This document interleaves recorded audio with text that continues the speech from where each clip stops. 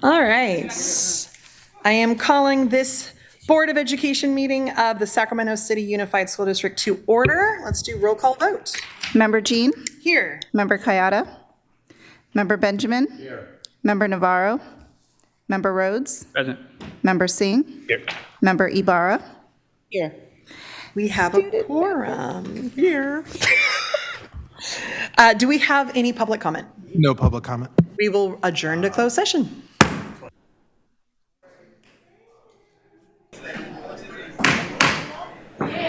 All right, I'm going to call this meeting back into order, into open session.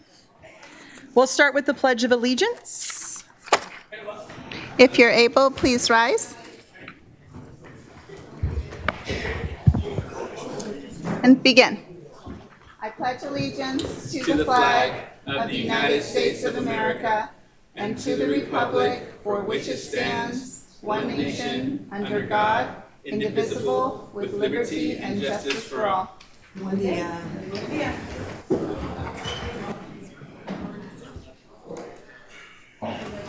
All right, 4.2, we are welcoming our new student board member this evening.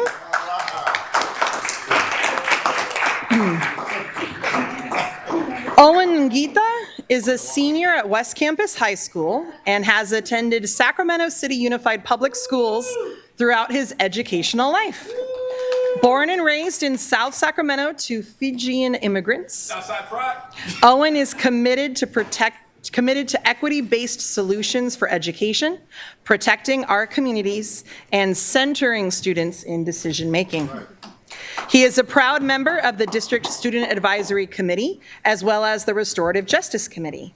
Owen is an alumnus of both Kamiah Basic Elementary School and Miwok Middle School. Welcome to the dais. Thank you. And we are putting you right to work with our broadcast statement. This meeting of the Sacramento City Unified School District is recorded.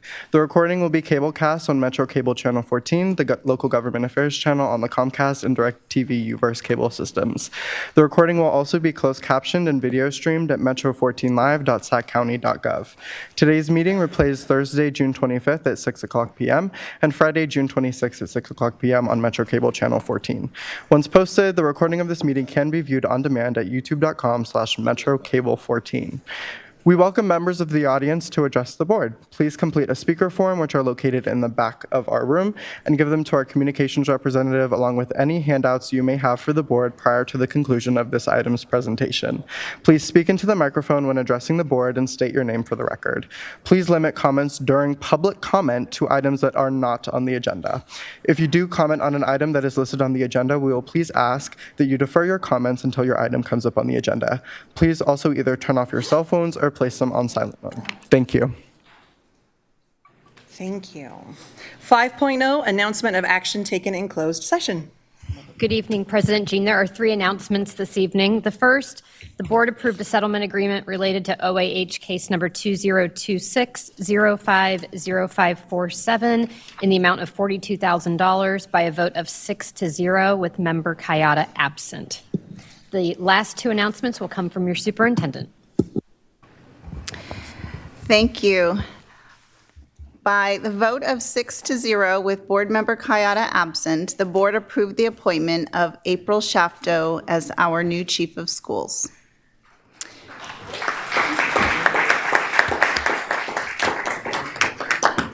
By a vote of 6-0 with board member Kayada absent, the board approved the appointment of Erin Finley as our new chief academic officer. I just want to add that moving forward, senior level positions will be on contract. And so the contract for these 2 new appointees will come to the board for approval the next regular meeting. Thank you. Moving to 7.0, public comment. Do we have any public comment?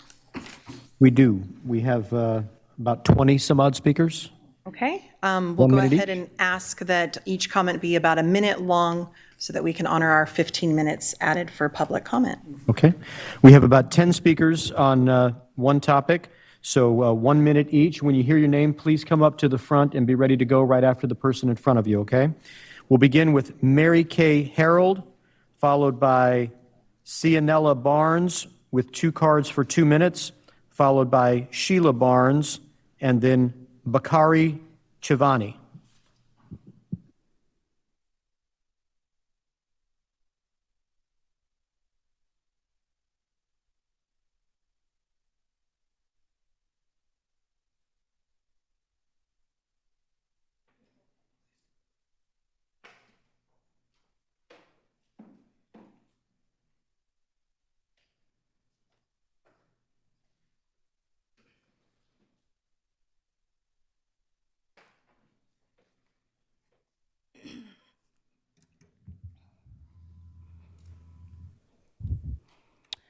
Good evening, all. My name is Sanella Barnes. I am a mother. I'm a member of the Community Schools Advisory Council representing 2 scholars from Leonardo da Vinci, in addition to being a concerned community member. And I would like to open with a quote. In a racist society, it is not enough to be non-racist. We must be anti-racist. That's Angela Davis, a renowned American activist, scholar, and author. On Monday, June 8th, 2026, I was on a field trip with my 2nd grader and received a call from LDV. My anxiety immediately went into overdrive because most calls are related to her. So I'm wondering, what could have happened this early in the day? Well, turns out my 8th grade daughter experienced an attack of hate speech, racial violence, and bullying during her 2nd period history class. Her favorite class with her favorite teacher, by the way. How insane to go from watching Hamilton and turning in Chromebooks to having your world turned on its axis. Following this vicious racial attack, my daughter courageously reported what happened to her teacher, who then directed her to go to the principal's office. As soon as she got in the office, my daughter called me in a panic. I knew something was wrong just by how she spoke to me. She spoke in short sentences, soft, afraid to speak. I asked her, was she okay? And she didn't feel safe. And she didn't feel safe. So she texted me and she did. She let me know she was a victim of a hate crime. No one else called me. Where were the adults in the scenario? I send my children to school each day with the intention that they will be educated, motivated, and learn something while being in a safe environment. I have to be fingerprinted and become a mandatory reporter before stepping foot on campus. So surely safety is important, right? Should be. Something of this magnitude would cause for communication. That didn't happen at all.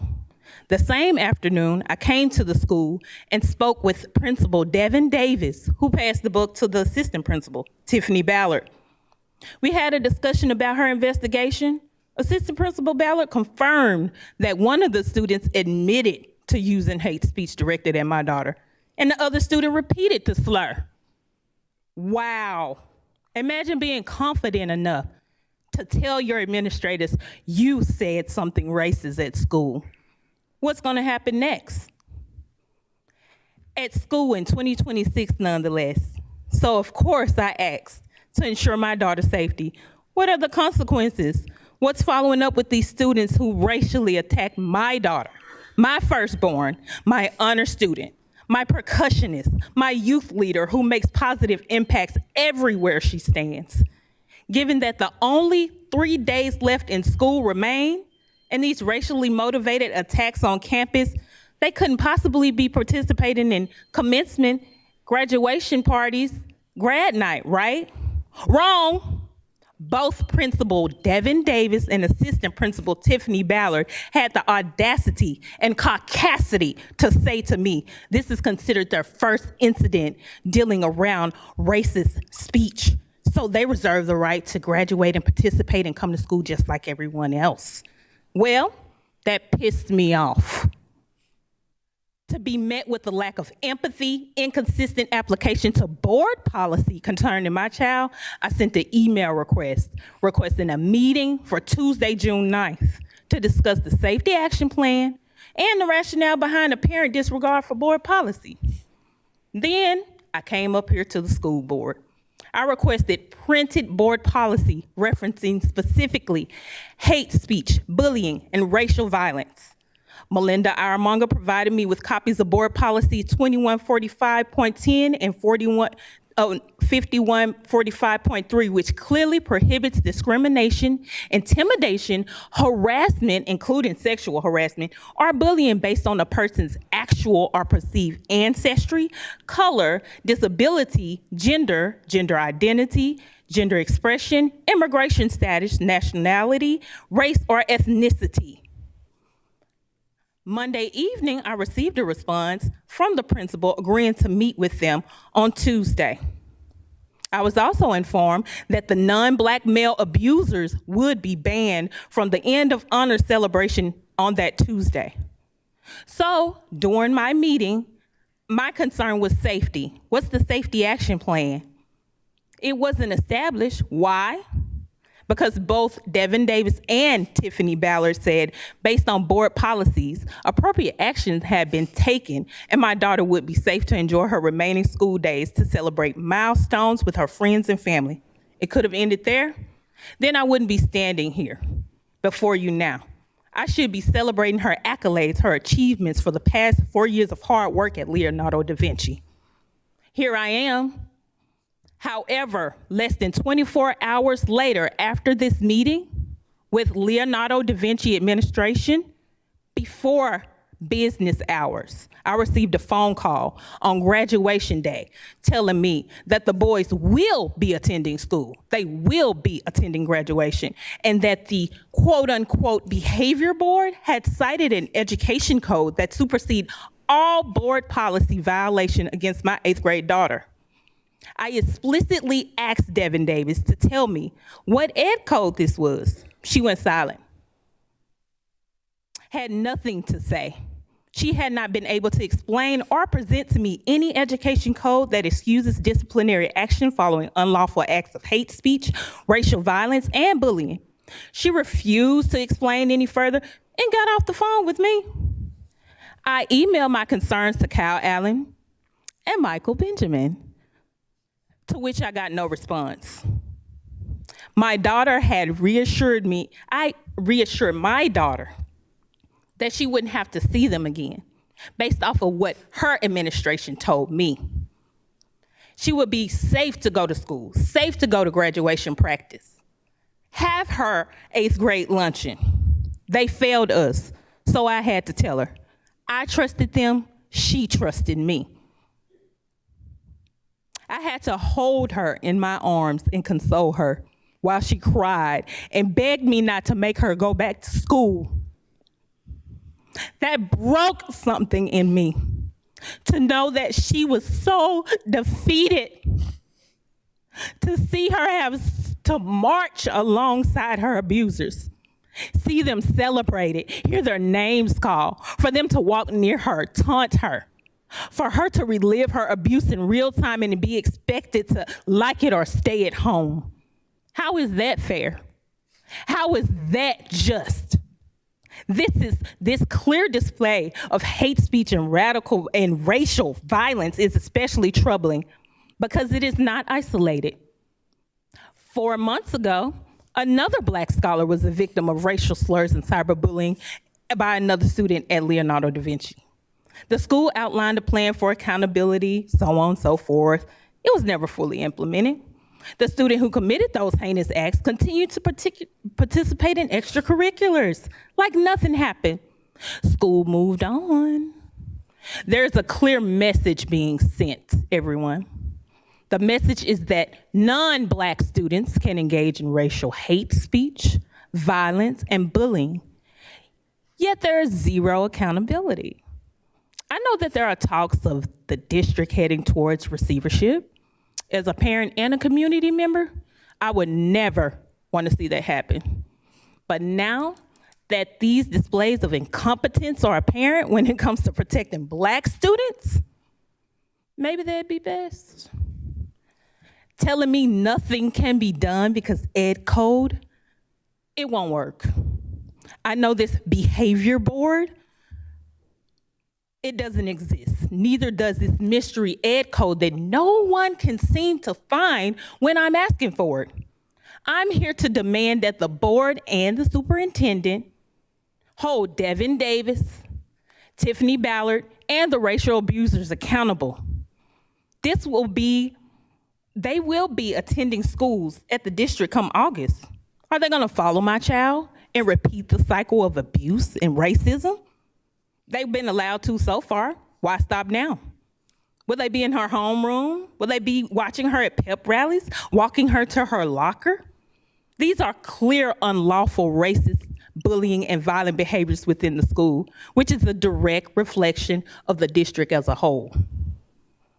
I'd like a meeting with the superintendent as well as the board so that we can resolve these unanswered questions. The lack of structure and discipline displayed is a culture to protect offenders and push out Black families and students. The lack of response and action further traumatizes scholars like my daughter, as well as other events that happen for scholars that still fill the halls of Leonardo da Vinci.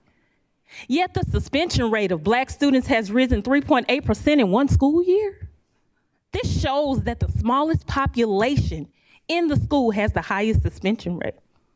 How fitting with the blatant display of acceptance of racial violence and hate speech. Just a week ago, I still have another child there. Will she be pushed out or protected? I have zero faith that she will be, which leaves me with a dilemma, whether or not I'll pull my children out of Sac City Unified School District. In closing, I will quote author and civil rights activist James Baldwin. It is certain in any circumstance that ignorance allied with power is the most ferocious enemy a justice can have. Thank you.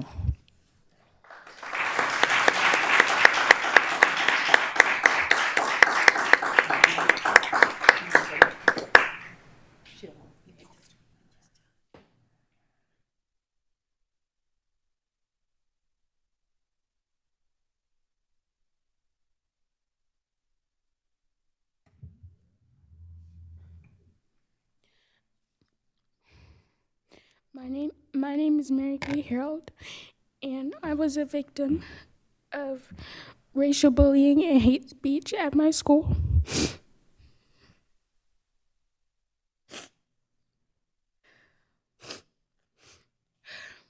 It was hard to try to push myself to go, even when I didn't want to. But knowing that standing up for myself and what I believe in, always just breathe.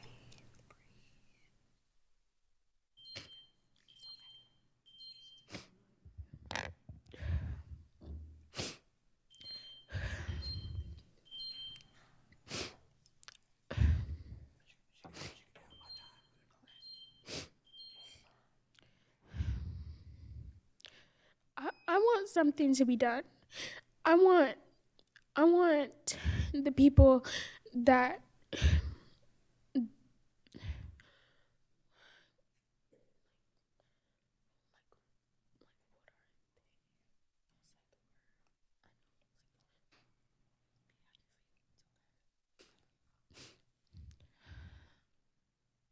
I want justice, because it should not be okay for people to be bullied, such as me, like racially bullied based on the color of their skin, and it's not okay. And I feel scared to even go to school. That's not something that's normal for me. That's not anything that I should be afraid to do, to go to school and have fun and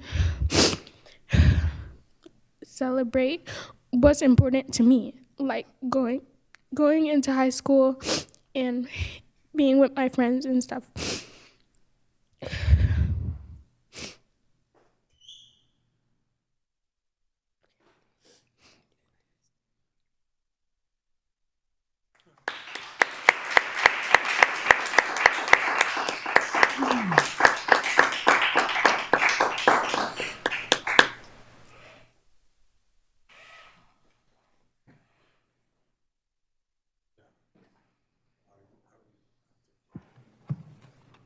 We have Reed Wages, followed by Tasha Weatherall and Renee Webster Hawkins.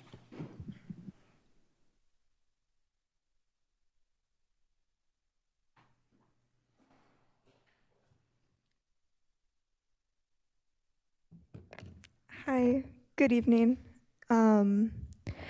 What I'm going to say is going to come across as blunt, but I want you guys to know that I respect all of you, and I understand that you guys have been under a lot of pressure this past year. With that said, 3 months ago, you decided to close my school, and I want to make it clear that I understand this decision, and I am not upset about the decision. What I am upset about is the negligence before and after the decision. Our school was treated as less than an afterthought. The discussion that we had at the board about our school closure was an hour. And that discussion should have had a clearer plan for students and what students were meant to do afterwards. Students were told, oh, you will get priority at other schools. You will be able to be in these small school programs like the one you were in before. This didn't happen. A lot of students didn't get into those programs. They were pushed out. They didn't get into them. They were told to go to Rosemont, which a lot of students left Rosemont to come to our school. After the decision, no one from the district reached out. We had our city council member reach out more to the community than anyone here. And I'm going to end this really fast, but I say this not to just complain, but to urge you guys that with our financial crisis, while it's what no one wants, it is very real that we could be closing more schools. And while you can't change the past of what happened to Carver, you can be better for the future. And I don't want the trauma that our students had to face happen to any other school, because so many students were ripped from their friends, were forced to go to a school that they did not want to go to, and were promised things that did not happen. But that is all. Thank you. And again, I have respect for all of you. It's just, there's stuff we could be doing better. Thank you.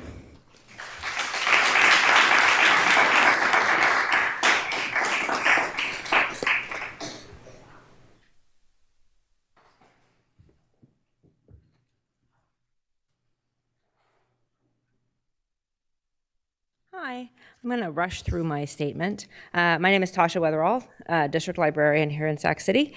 I just wanted to talk about something that we don't talk about a lot, which is our school librarians that you guys agreed to hire 2 years ago. We went from 11 teacher librarians in our district to 20 in our sites. We now have 20 teacher librarians at 22 K-8 middle school and high schools in our district, which is more than most other districts, even ones that are larger than ours.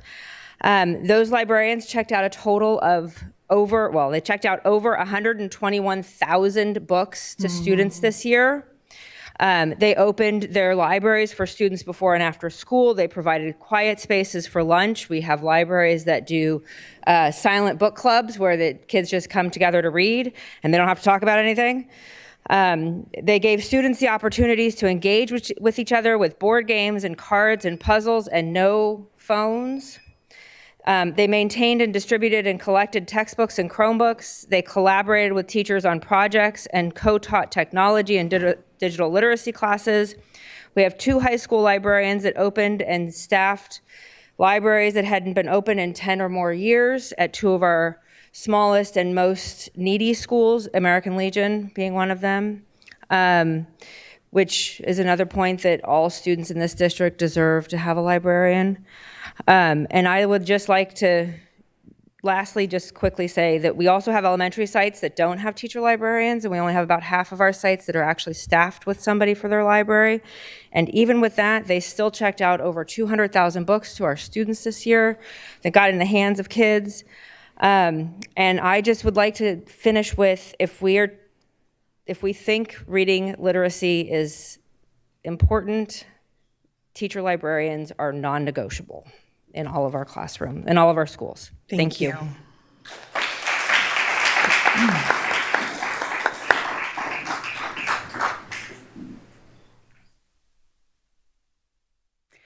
Good evening, President Jean, trustees, Superintendent McCarn. My name is Renee Webster Hawkins, and I'm a proud parent of 2 young men from this district. I've been a member of the Community Advisory Committee for Special Education for 12 years. And my question for you is, where is the special education local plan? In addition to serving as Board of Trustees for this district, each of you are on the governance board for the Sacramento City Unified Single District Special Education Local Plan area. And in that role, you are required to adopt the local plan for special education. Portions of it, including the services and budget plan, are required to be adopted and submitted to the State Department of Education annually, no later than June 30th. And also, the governance plan is required to be adopted and submitted every 3 years. You are 2 years late. There's a lot of dysfunction and disservice to our students with disabilities. We know this. There's also a lack of transparency and concern about the spending associated with special education instruction and services. You and this community deserve to have the SELPA plan at the top of your agenda for public input and timely adoption. So please ask staff tonight in this forum, where's the plan, so that you and the community have insight as to why it's late. Thank you. Thank you. Next speaker is Terrence Gladney, followed by Bree Garcia, and then Steve Bruno with 5 cards for 5 minutes. They need to read off the names on those cards. We're changing the policy. We have a plan. Good evening. My apologies if I stumble. I'm still a little bit shaken by the words of the young person and Ms. Barnes. So I ask for your grace. In 2018, it was a overtly racist science display at McClatchy, which birthed the most recent iteration of African American Task Force. After that, that group met every Tuesday for over a year, literally dissecting the historical and current racist, discriminatory practices and occurrences in this district. The BAAB was born of that. From then until now, there were recommendations adopted. There was a consultant hired by the district to address subsequent racist issues that also affected adults in this system. And still we land here today with the same thing happening. When I've come before this board asking for the same acknowledgement and consideration of Black students that are acknowledged by other students in this very space, we've been told that, though those governance decisions were made maybe not in the best way that we would like to move forward, and that Black students are sort of incorporated in the outcomes for all students. We've seen in the LCAP and other spaces. If the words of that young lady in this space that almost broke me as well are not enough for us to focus on intentional policy that holds every adult in this system accountable for improved, humane, just outcomes for Black students, then I don't know where your hearts are.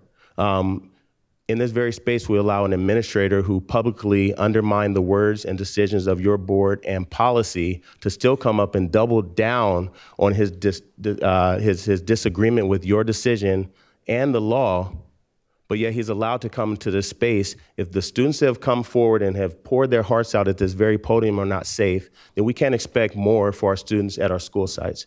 We, including myself, we have to do better. And it starts with being intentional at every single school site for Black students and every student that we have, Hmong students, Jewish students, English learners, students with special needs. They need to be intentionally identified with the same urgency that we've had for our immigrant students and families, that we have for our trans students. All students deserve to see their name and their likeness identified at every school site and say, you are protected. Maybe then the adults will know that they're accountable for the outcomes of every student in this district, not all students. Thank you.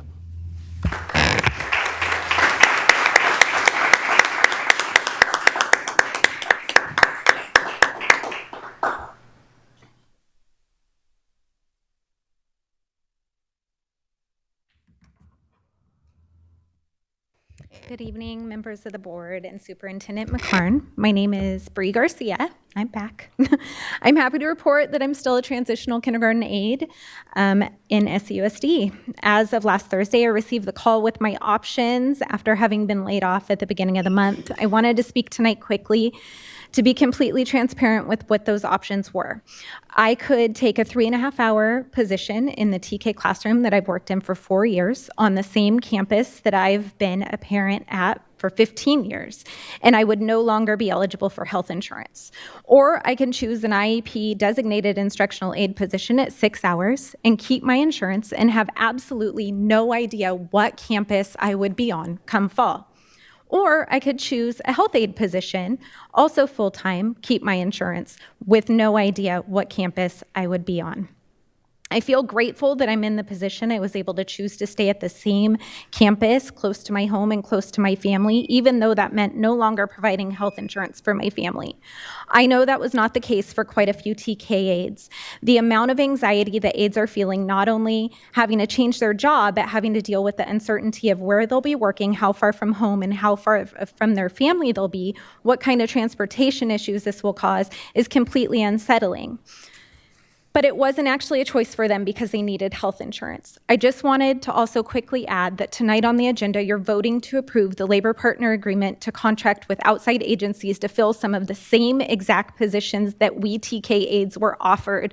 In that agreement to outside agencies, they will be paid upwards of $70 an hour. These outside agencies have proven to provide unprofessional, inexperienced, inconsistent bodies to the classroom. And when you're unable to fill 3.5-hour positions, and this trickles down to TK, where our youngest learners thrive from consistency, routine, and experience, the effects will be beyond evident. I understand there are many departments facing an aide shortage, but robbing Peter to pay Paul is not the way. Yet again, all I'm asking is for you to be fully aware of what is happening in your district and make informed decisions moving forward. Thank you. Thank you.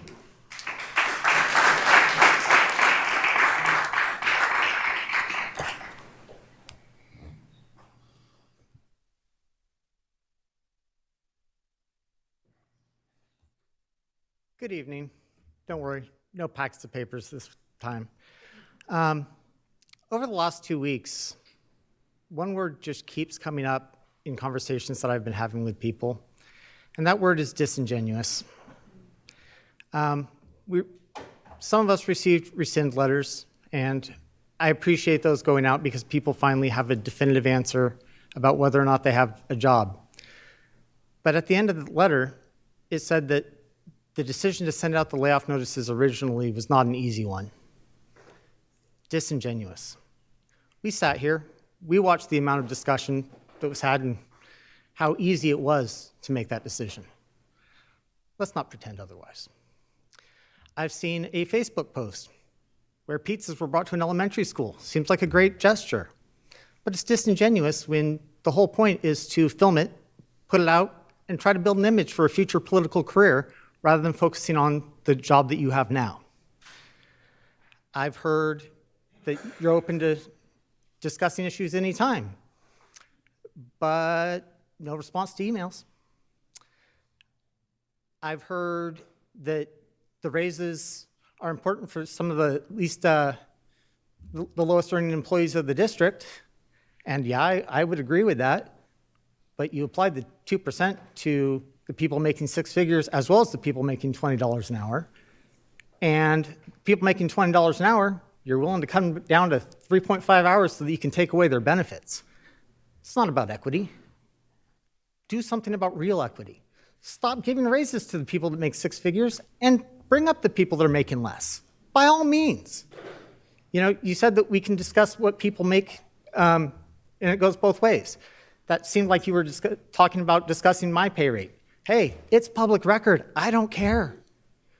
And you know, if you want to talk about people making 6 figures, let's look at the 6-figure sums that you receive in donations. So I'm just going to ask you guys, try to be a little bit more honest with yourselves and with the public. And I will not be sticking around tonight, but don't worry, I tune in even if I'm not here in person. But I got a plane to catch, so have a good night.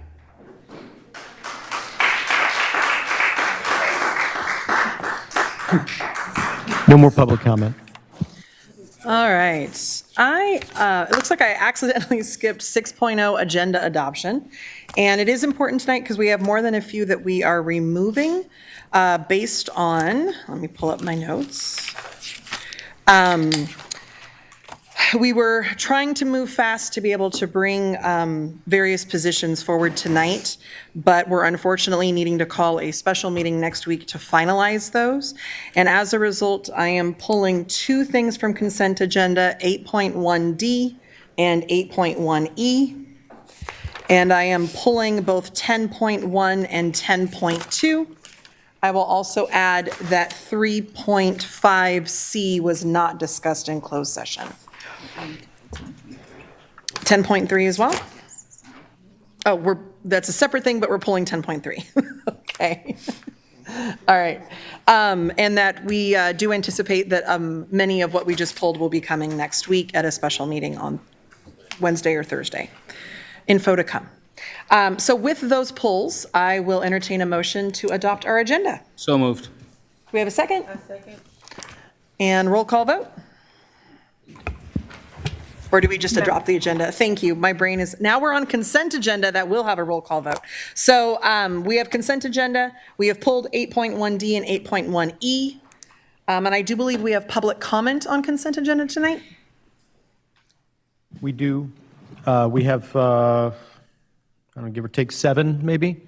8.1K and 8.1I and 8.1K. So we'll begin with Christina Rosselli, who has 3 cards for 3 minutes, followed by Renee Webster Hawkins, and then Renee Webster Hawkins again. I don't know if we can do that, but okay, we can.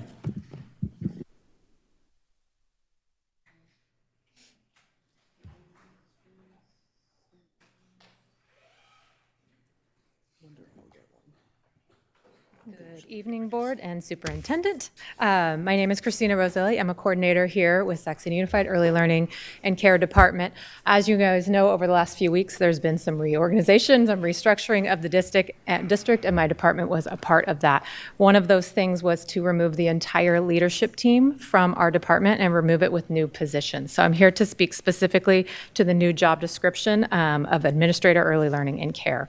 As we look at the proposed restructuring of early learning and care, I am deeply concerned that this plan trades proven stability for unnecessary risk. I'd like to highlight some things where this plan misses the mark. ELC is a self-sustaining department operated through grant-restricted funds. We do not draw... Sorry, can you start the time, please? Oh. Continue, you're fine. I won't take the whole time, probably. We do not draw from the district's general fund. The proposed new administrator position requires a K-12 administrative credential, which is not necessary for our role since we do not oversee credentialed teachers. It also carries a significantly higher price tag, approximately additional $60,000 a year to fund that position. As noted in previous meetings, we are already projected to operate at a deficit next year, relying on reserves to meet our obligations. Adding a higher salary cost to a department already in the red is fiscally unsustainable and directly contradicts the district's focus on long-term savings. Furthermore, the K-12 administrative credential is not the standard leadership pathway in early childhood education. Preschool teachers are qualified through state-issued permits, not teaching credentials. By imposing a K-12 credential requirement, the district is effectively excluding highly trained early learning professionals who possess the expertise necessary to supervise preschool programs and maintain compliance with state and federal funding requirements. Our current, now employed leadership team is exceptionally qualified, holding advanced degrees, including MBAs, Masters of Education, and educational doctorates. Under California's early learning standards, we are more than qualified to supervise non-credentialed staff and oversee complex early childhood program. We bring decades of hands-on experience and have built strong, trusted relationships with our principals, our teachers, our families, and our community partners. These relationships are critical to the success of our programs and cannot be easily replaced. New administrators, regardless of their qualifications, will face a significant learning curve to understand the unique programmatic, fiscal, and compliance requirements of our early learning and care program and its partner agencies. In a district focused on efficiency, forcing a department to relearn its own business is a step backwards. I provided you guys with the two job descriptions, our current one and the one that's intended to replace it. You will notice there's very, very few differences. Further, it is also my understanding that this proposed new job description is still under review by UPE. So respectfully, I would urge this board to carefully review Ed Code 44955, 45117, 45298, and 45308 before moving forward with approval of this job description. Thank you for your time. Thank you.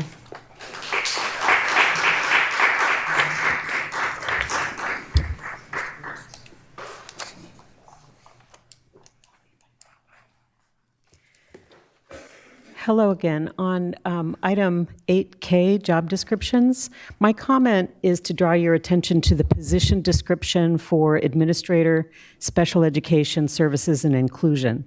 The job description states that the position reports to, quote, assigned supervisor, unquote. This lacks transparency, and it does not provide the community sufficient information to understand where this position sits in terms of the organizational chart, who the person reports to, and what kind of resources this person will have or be expected to provide. The community has had significant concerns over the last 10 to 15 years about the ineffective organizational structure of special education leadership and supervisors, including the lack of accountability to parents and teachers, and the lack of agency in being able to collaborate with other important divisions and departments in the district, like the Enrollment Center, Human Resources, and Accounting. And so the lack of the current governance section exacerbates this problem. So I urge you to encourage staff to make a modification to specify on the job description who the position reports to and where the position sits in the org chart. Thank you. And then I do thank you for your grace to comment on a separate item on the consent agenda, and that's item 8.1I, the SIPSAs, the school plans for student achievement. So that's on your consent agenda to approve all site SIPSAs for the year. The message from this board over the last few months in light of the fiscal crisis has been to keep the fiscal crisis as far from students as possible. And given the importance of the SIPSA plans to academic achievement and school climate for all students at each site, my plea to you is that your approval of the plans explicitly include instruction and direction to the staff to approve all the actions and expenditures provided in the plans effective July 1st. And this is critically important for JFK, Kennedy. I'm going to use Kennedy as an example. Kennedy failed our WASC accreditation evaluation, and we are on a one-year probation, and we lose WASC accreditation, and that's going to be tragic to all students. Our hair is on fire. The SIPSA that we've put forward for your approval includes strategic expenditures for staff and professional development. If we don't have those positions posted and hired and the professional development being delivered to the eager staff at Kennedy, effective July 1, and we can't hit the ground running August 11th, and we lose this golden opportunity. So please include that direction, and so that we can activate those hiring and professional development actions. Thank you so much. Thank you.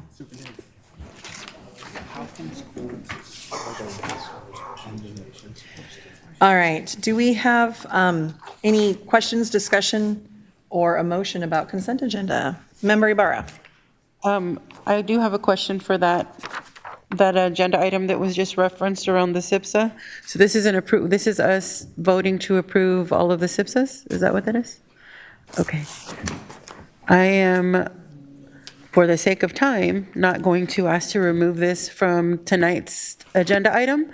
I would like that next year, leading up to this vote, that we are given data and information that indicates that we can approve it on a consent agenda. And we can, on a later meeting, talk about what that looks like. Thank you for bringing that up. One of the things I've noticed, we've done our 3-day policy review, and our current policy around SIPSAs is sorely outdated and problematic, so we'll be updating it. And that as we do that update and look at the administrative regulations on what that means, I think presentations on these and process to actually digest and consider them is very important rather than it just being a single page in our consent agenda. So we will continue that conversation, for sure. Thank you. You're welcome. Any other questions, comments about consent? I have one, if no one does. It was mentioned that UPE has not, or so have all labor partners that are pertinent approved these job descriptions before they came to the board? I believe so, but if Dan Shalek is in the room and we can get confirmation, that would be fantastic. But he's not. I don't want to put anybody else on the spot, but it is my understanding they don't come forward until they are signed off and agreed. Okay. We'll confirm that. Yes, thank you. I will entertain a motion for our consent agenda. All motion? Thanks. Do we have a second? I'll second. And roll call vote. Member Jean? Aye. Member Kayada? Member Benjamin? Member Navarro? Aye. Member Rhodes? Aye. Member Singh? Aye. Member Ibarra? Aye. Preferential student vote. Oh, our preferential student vote, first official. I'm going to abstain. Okay. Okay, moving on to 9.0 communications, 9.1 employee organization groups, SCTA.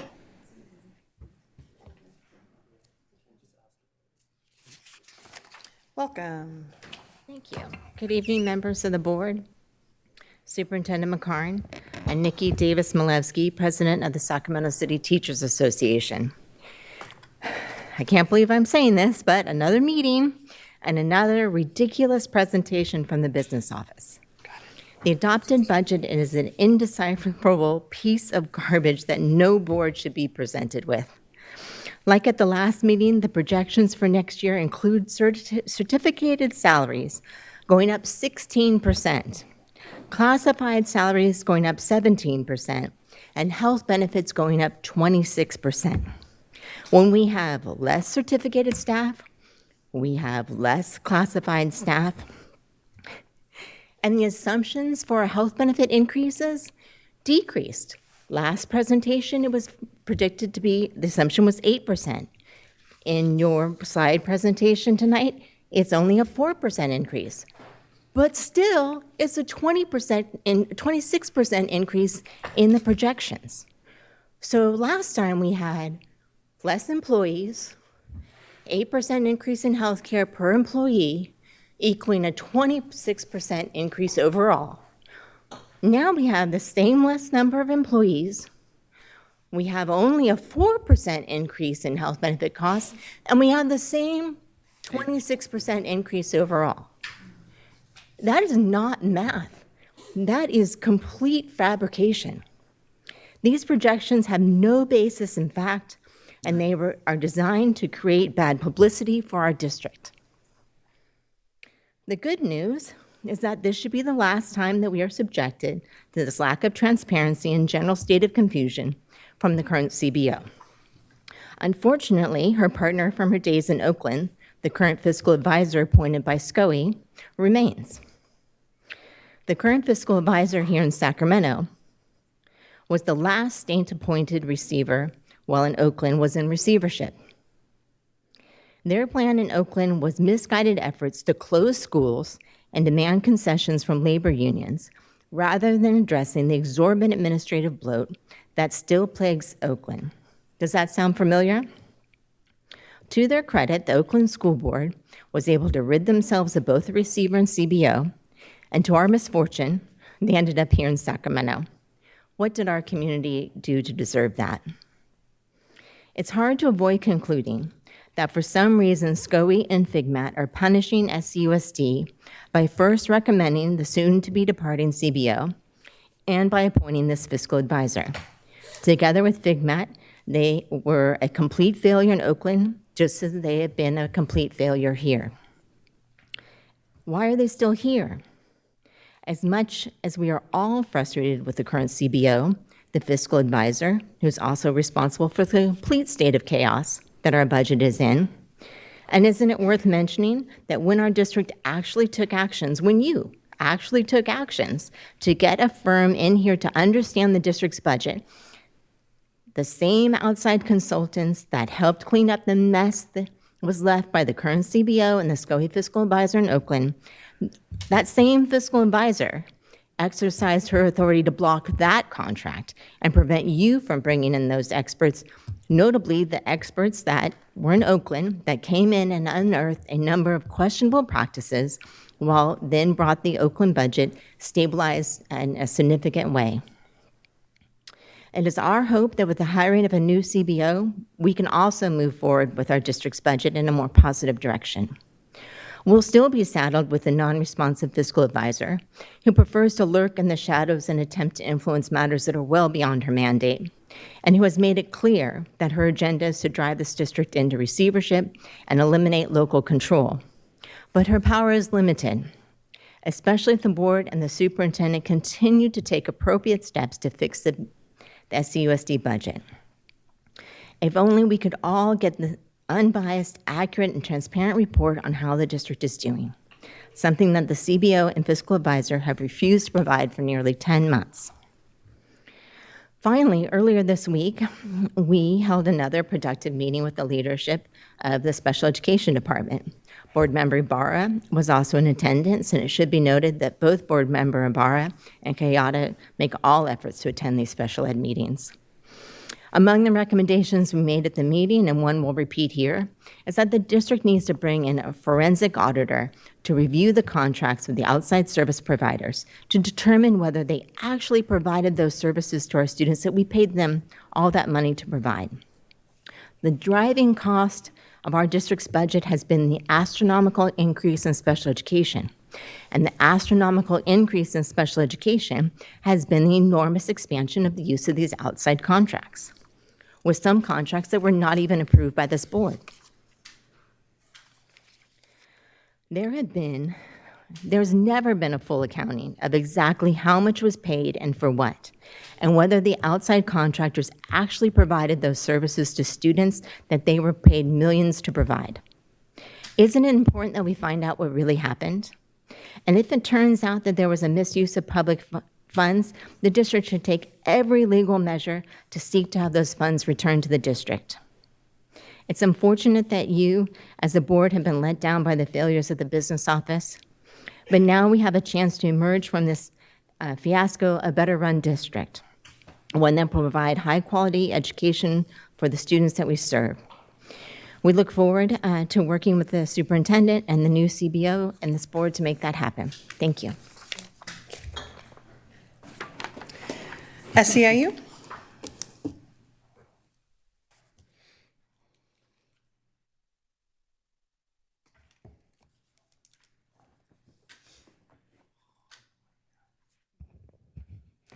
Good evening. I'm Jim Riffle, Chapter Vice President, SEIU.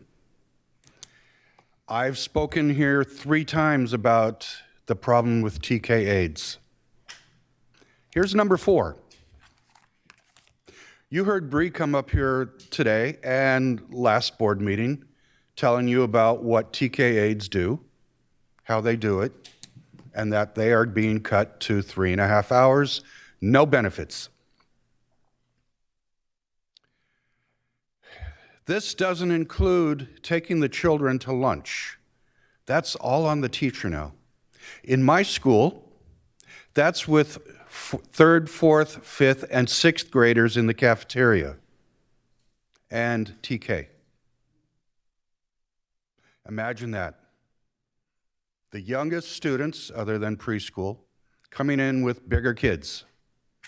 Bigger kids, yeah, they're laughing and shouting and eating and having a good time in there. And these little kids, they're scared to go in there alone. They have only their teacher because the aide's no longer there. I had the good fortune this last week to do some impact bargaining. I sat down and made quite a few phone calls to people that were being laid off out the door or reduced to less than benefited positions. Some of these were TK aides. We called them, We gave them alternatives that we knew about, open positions that were available. One-on-one aides, special ed classroom aides, health aides. All of those were 6 hours. Not always the best decision for these TK aides who have dedicated so much time to the small children. Quite a few of them chose to stay at 3.5 hours with their children at their school, foregoing health benefits for their family. Some had spouses that allowed the benefits, others no longer have benefits. We can do better than that. These people are making $20 an hour, minimum wage at this district. Wouldn't cost very much at all to at least give them 4 hours. Give them their benefits back.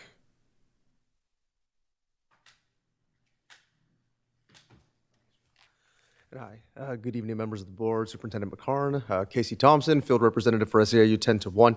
Yeah, just to piggyback on what Jim was saying, you know, of all the people we made those offers to either remain as 3.5 TK aides or to take another position where they could keep their benefits, round about half opted for the latter, meaning that now the district is going to be carrying upwards of 30 vacancies for TK aides for next year. And just echoing what Nikki was saying, you know, the district does spend a lot on contractors to come in and act as aides, particularly in special ed. If you have to bring in 30 contractors to cover those TK vacancies, you know, the district needs to be very sure that they're only paying for the 3.5 hours that those positions are contracted for, right? And then we're not paying these contract companies for excess hours. Is we very much support SCTA's request of an audit of those contracts just to make sure that the district's not overpaying for services, right? But yeah, it puts the district in a very difficult position, right, for next year. It will be more difficult to find contractors to come in and fill such short shifts, right? So yeah, we do encourage the board to reconsider the FTE for the TK8 positions in particular. You know, these layoffs, we understand you had very difficult decisions to make, and it's been a hard road to get through. We are now seeing a light at the end of the tunnel. We have been able to place pretty much all of our members that wanted to, just tying up a few loose ends at this point. We also do want to echo, you know, the SCTA sentiments around the budget projections, right?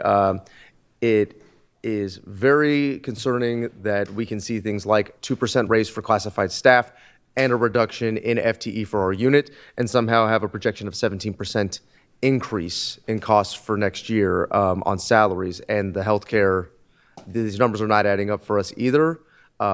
Which I hope will be good news for the district. It means you're probably not going to spend as much as is projected in that budget report. But I think we need to be very circumspect about those numbers because, yeah, this does not do the district any good to be putting out inflated projections on spending for next fiscal year with the crisis that's already happening. And I think that's all we had. Thank you for your time. Thank you. TCS, Teamsters, UPE.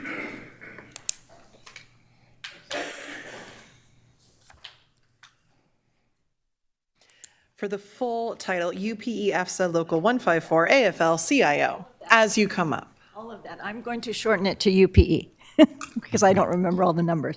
And I was still writing. So I'm Cindy Hollander. I'm the Vice President of UPE. Thank you. Welcome to all of you. Thank you. Appreciate you. I'd like to start with the discussion you guys had a few minutes ago about the job description.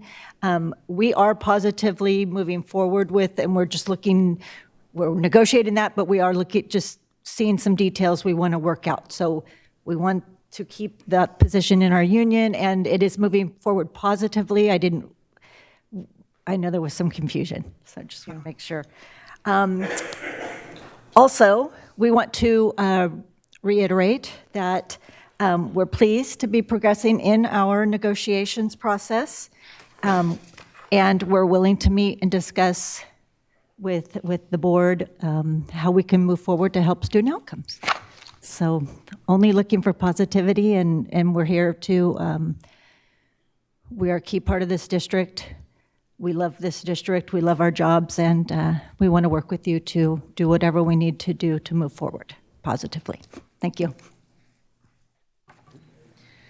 All right, 9.2, our student member reports. Good evening, everyone. This is my first report, so I'm a little nervous.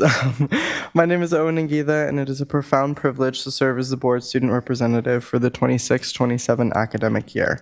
And as I embark on this tenure, I am acutely aware of the gravity of representing over 40,000 students, and I am committed to maintaining the highest standards of integrity to ensure that the diverse perspectives, concerns, and aspirations of our student body are authentically articulated from this side of the dais. I'd like to recognize some people who helped me get to this spot. First, I'd like to recognize my predecessors, Maggie Kemper and Justine Chu Griffith. I have nothing but the utmost respect for those two, and I have learned so much from them pertaining to advocacy in this district, and I'm honored to serve after the both of them, and also just to know the two of them. I think everyone here knows them, and they're amazing, and so I'm very excited to carry on that legacy. I would also like to thank my mentors, Vanessa Reyes from Youth Services, and also Danielle Driscoll, our board specialist, and also Member Ibarra. I have learned so much from all of you about the governance of this board, from themes to representation to the vital knowledge of the inner workings of this board. For those of you who aren't familiar, I was our board's intern for a little bit, and I was under Danielle, and the work that she does is incredible, and I think it goes without saying that none of us would be here today without her. I would also like to thank my family. Yes, please clap for Danielle. She's amazing. I would also like to thank my family for being such a strong pillar of support for me. My grandmother from Colorado is actually watching right now, and it's very much past her bedtime. It's 9:28 over there. So thanks again, and also hi, Nanda. I don't know where to look, I'm sorry. Throughout my time advocating for student needs in this district, I have also noticed serious systemic issues. Unfortunately, I would go way over my time allotted of 5 minutes if I were to sit here and name them all. But what I will call out is the need for a serious culture shift in our district. Yes, there is a hush culture that exists, and yes, it most definitely affects our students. During my term as a member of this board, I am dedicated to the improvement of our standing culture because everyone here can benefit from the maximization of positivity. Central to my mission is a commitment to the regular engagement with constituents across all grade levels. I intend to visit every school site this year, including our dependent and independent charters, if possible, to engage directly with students. Our district's commitment to equity and opportunity can only be realized if we actively solicit firsthand accounts of the obstacles of our students that they encounter. Meaningful dialogue with those we serve should be the standard for leadership throughout this district. June is also Pride Month, and as we observe Pride Month, it is imperative that we reaffirm our solidarity with the LGBTQ plus community. Queer rights are human rights, and this month is a celebration of identity and a reminder that every individual must feel welcomed within our educational environment. Our district is defined not by its physical structures or administrative centers, but by the rich diversity of its people. A primary measure of our success is the sense of belonging experienced by every student who enters our facilities. Are they affirmed? Are they empowered? Are they valued for their authentic selves? To queer students, please know that if you ever feel alone, if you ever feel unsupported, that you have advocates on this dais who will never stop fighting for you. For those of you who have not been open with your queerness for many different factors, I want you to know that there's a place for you at SUSD. We see you, we care for you, we accept you, and we love you. And that concludes my first report. Thank you.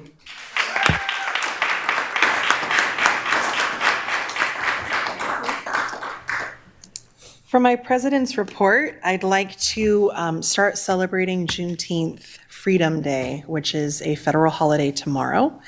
For those who don't know, a little bit of history. Juneteenth marks the events of June 19th, 1865, when the Union forces arrived in Galveston, Texas, and enforced the Emancipation Proclamation for the final time, freeing the last of the enslaved Black population in the South. Juneteenth took place 2 years after President Lincoln signed the Emancipation Proclamation. 2 years after he signed it, and 2 months after the end of the Civil War in April 1865. They did not have Twitter. That's how long it took for the message to finally be recognized and enforced in every part of the country. Juneteenth recognizes the freedom from bondage in our country that never should have happened. The events that inspired Juneteenth are also a reminder for us as board members that the policies we approve and the opportunities we create do not have value unless we can be sure that the information is reaching the people who need it most. Communication is vital. Equity depends on outreach and access. Many of our students and staff have celebrated the significance of Juneteenth for many years, and I am proud that our district has elevated its importance to a holiday. I also like to acknowledge and thank the many educators who have signed up to volunteer for Sacramento's 23rd annual Juneteenth Festival on Saturday from 11 a.m. to 6 p.m. at William Land Park. Officially, happy Juneteenth Freedom Day from the Sacramento City Unified Board of Education. And then I'm going to share the remainder of my time with our with our superintendent to celebrate our deputy superintendent. Thank you, President Jean. Two things. First, I would like to, tonight, we want to recognize and thank our interim CBOO, Chief Business and Operations Officer, Lisa Grant Dawson. Lisa agreed to step in to help us when we needed it, and with an incredibly difficult situation, she didn't hesitate. She jumped in, she began identifying and lifting what we have started to call heavy rocks. We know what those mean. And we want to thank her for her time, energy, and effort on an incredibly difficult situation in a difficult time to help when we needed it. This will be Lisa's last board meeting. And again, we wanted to thank and appreciate Lisa for her time, energy, and efforts in helping us. Thank you, Lisa.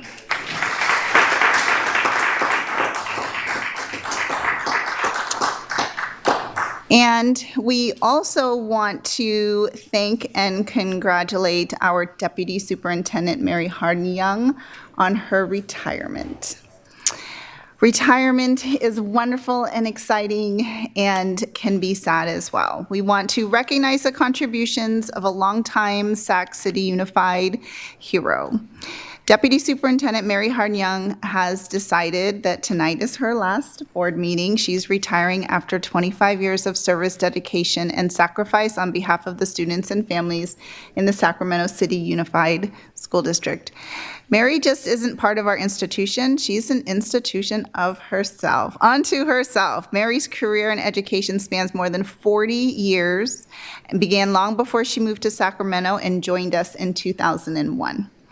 She has worn just about every hat there is, beginning here as an elementary principal and then serving in various academic administrative roles, and of course, most recently as our deputy superintendent since 2023.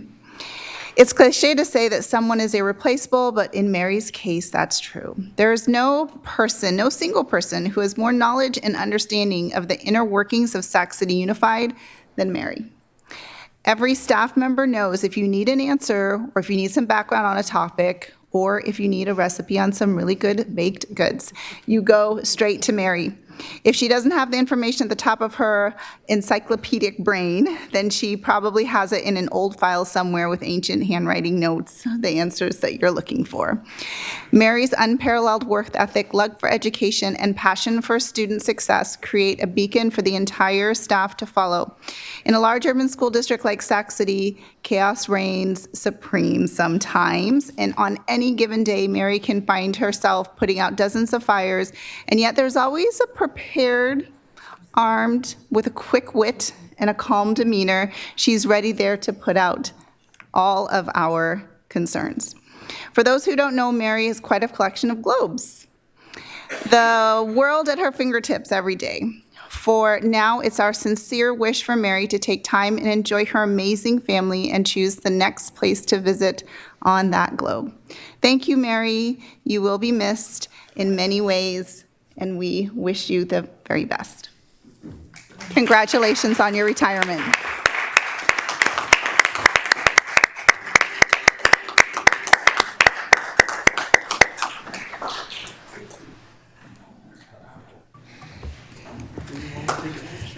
Thank you, President Jean, for letting me share some time for those two celebrations and acknowledgements. And moving on to 9.4, information sharing by board members.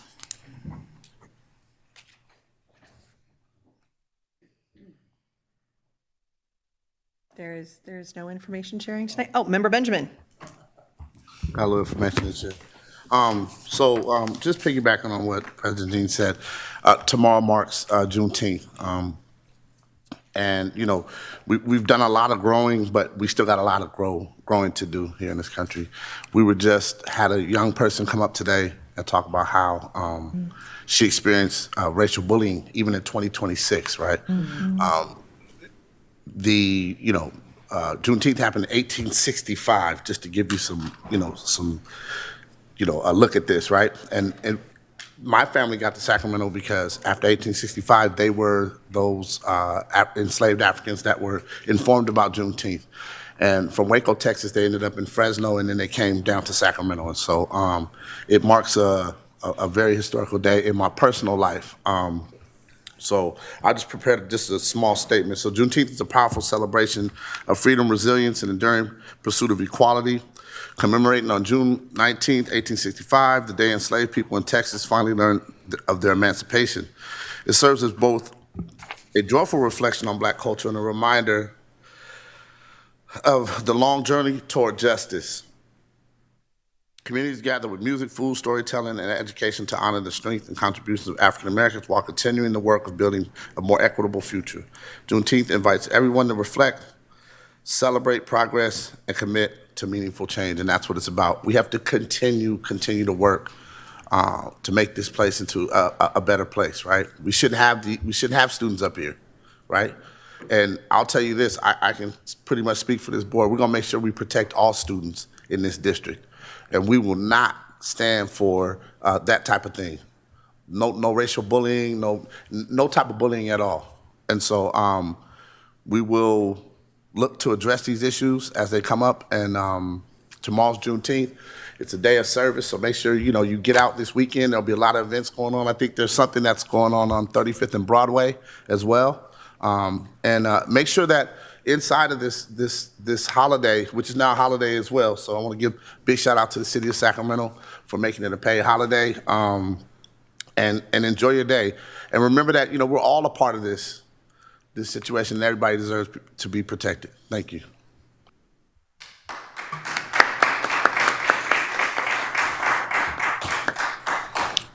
Thank you. Member Ibarra.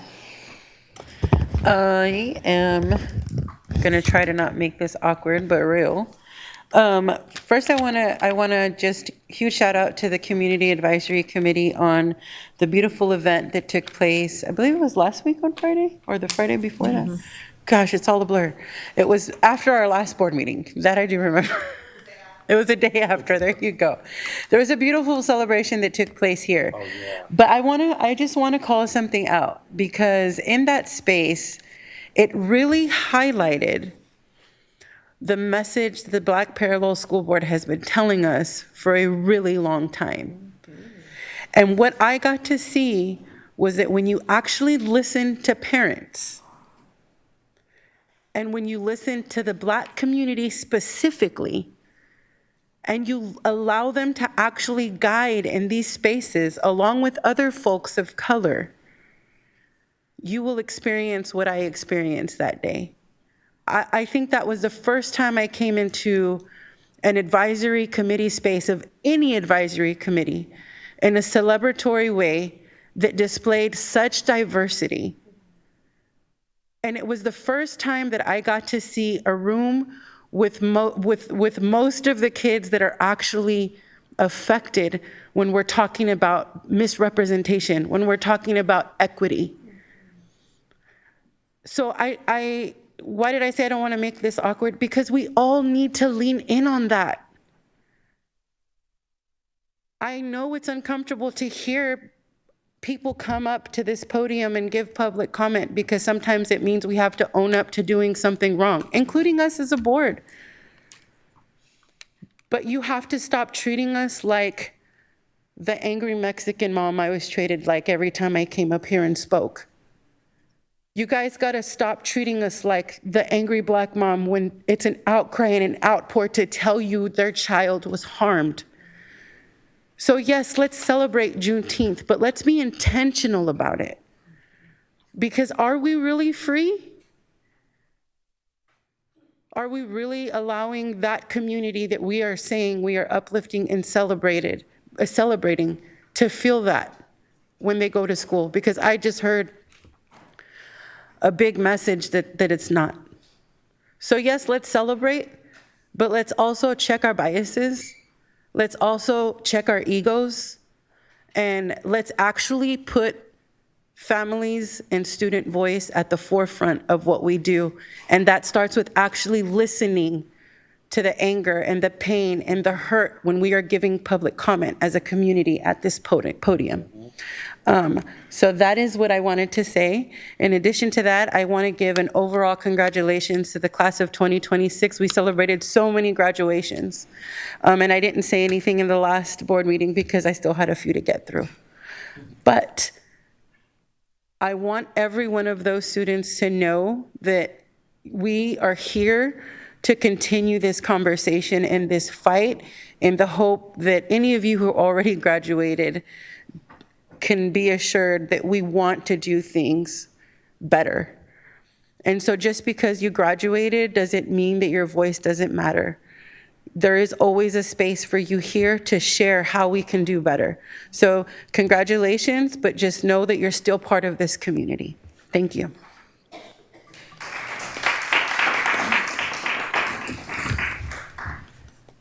Moving on to 10.4, approve contracts report, over 15,000. So I don't know if folks have had a chance to pull out the contracts report. Are there any you want to pull or discuss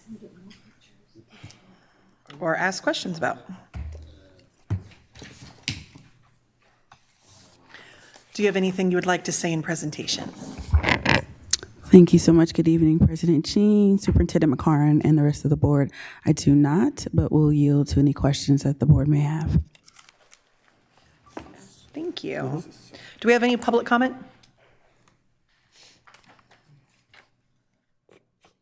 No. We do on the budget? No, excuse me, we do not have any on. The contracts report. All right. Do we have any board discussion? Member Singh? Yes. Is there something in here, Lisa, that you can point us to on what one of the public comments was around us paying for contracts for, was it for instructional aides? Is there something that was referenced that's on here? I'm trying to figure out where that individual what that individual was referring to, and I can't find anything. The only thing I could find, if you scroll down to restricted, is something under special education. Yes. So when you look at, so if we go to, Danielle, I think if you're supporting the tech, when the resource code gets to 6,500.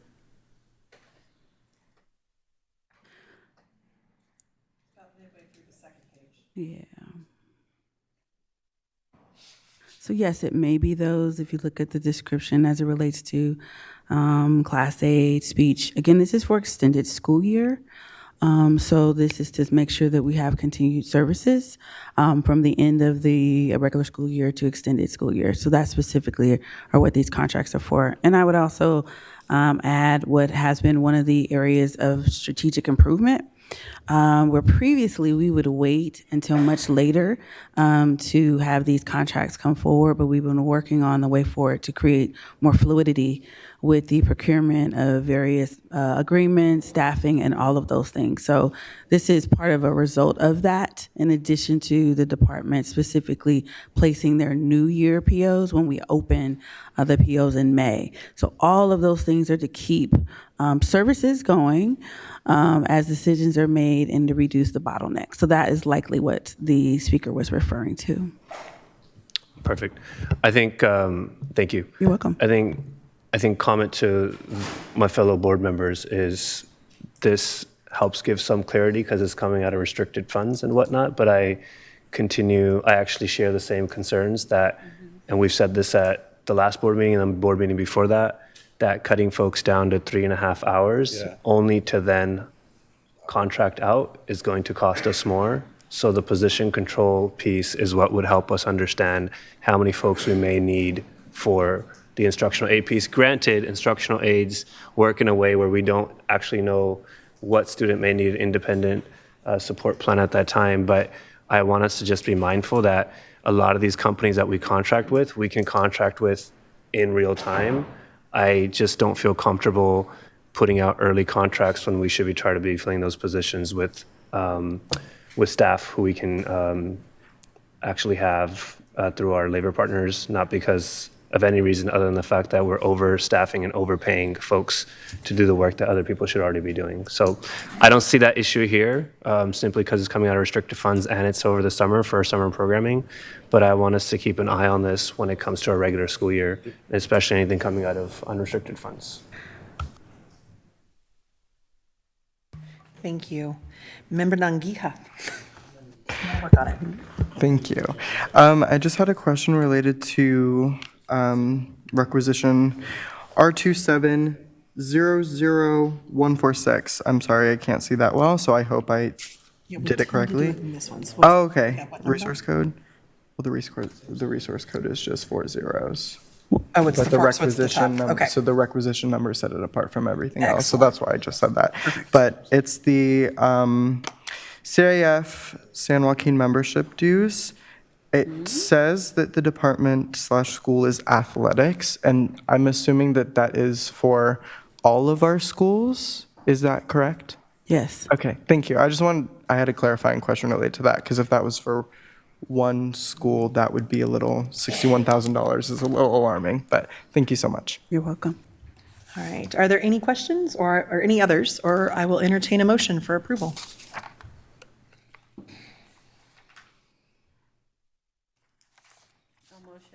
Thank you. Do we have a second? I'll second. Thank you. I don't know. I can't, right? Is he allowed to second? Fantastic. Thank you. Welcome. All right. Student preferential vote. Aye. Roll call. Member Jean? Aye. Member Kayada? Member Benjamin? Aye. Member Navarro? Aye. Member Rhodes? Aye. Member Singh? Aye. Member Ibarra? Aye. Thank you. Oh, preferential. I did do that one this time.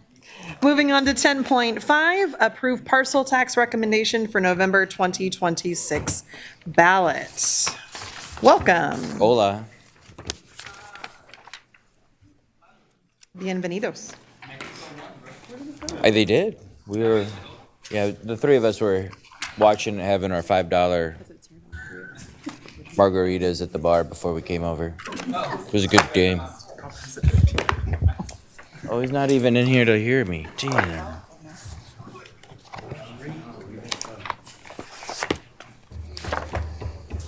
Oh, come on. They're used to me by now. Everybody's used to me.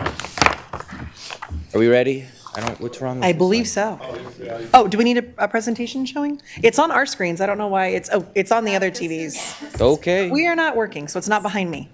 But everywhere else is good. That's a problem, because that's my department. Good evening, President Jean.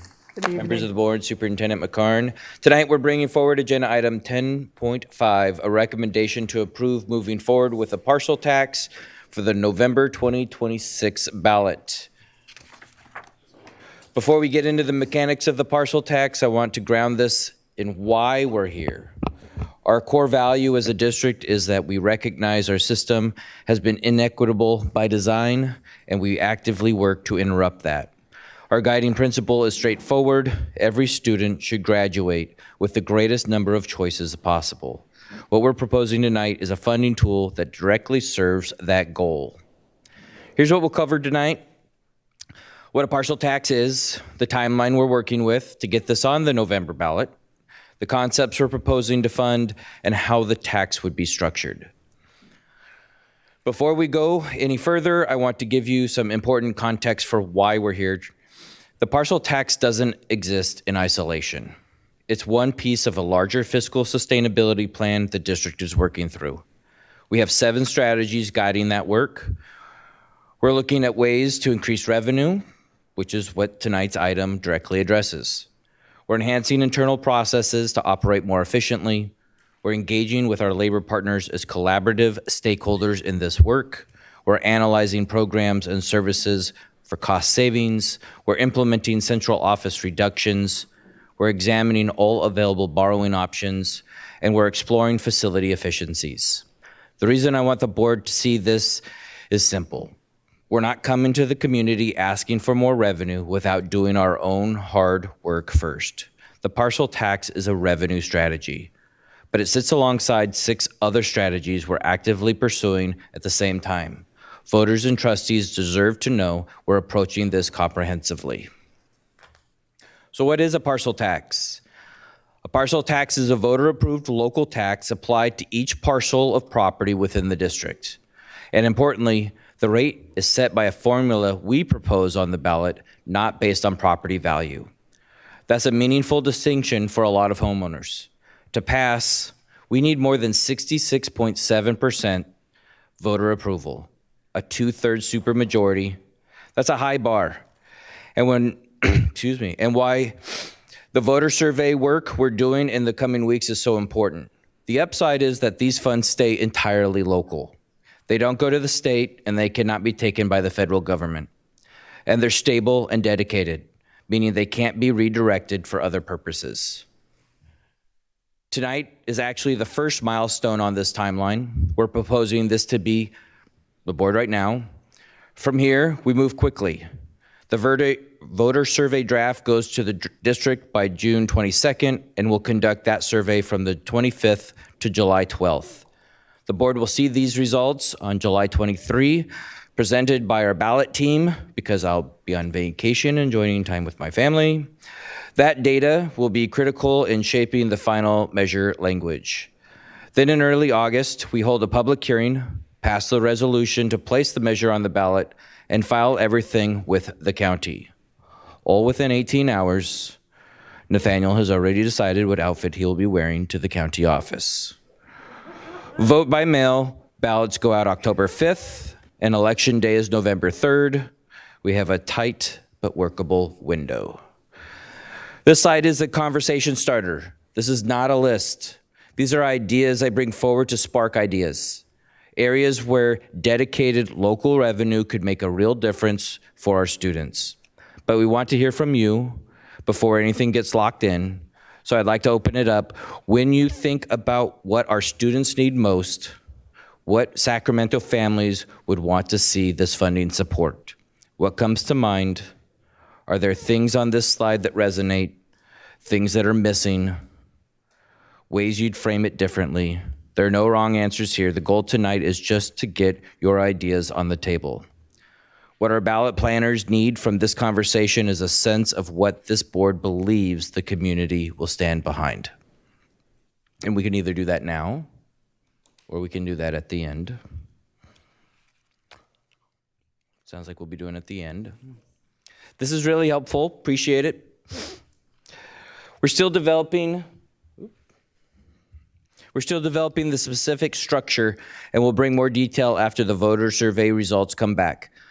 But the key design questions we're working through are the formula, how the tax rate is calculated per parcel, the timeline, how long will the tax would be in effect, exemptions, particularly for senior citizens and others who may qualify, and oversight. What accountability mechanisms are built in so the community can verify funds are used as promised? These oversight provisions tend to matter a lot to voters, and we're taking them serious. So that's the overview. We're asking the board tonight to approve moving forward so we can get the voter survey underway by June 22nd. Superintendent McCarn and I are happy to answer any questions you may have. Thank you. Do we have any public comment? We do. Terrence Gladney.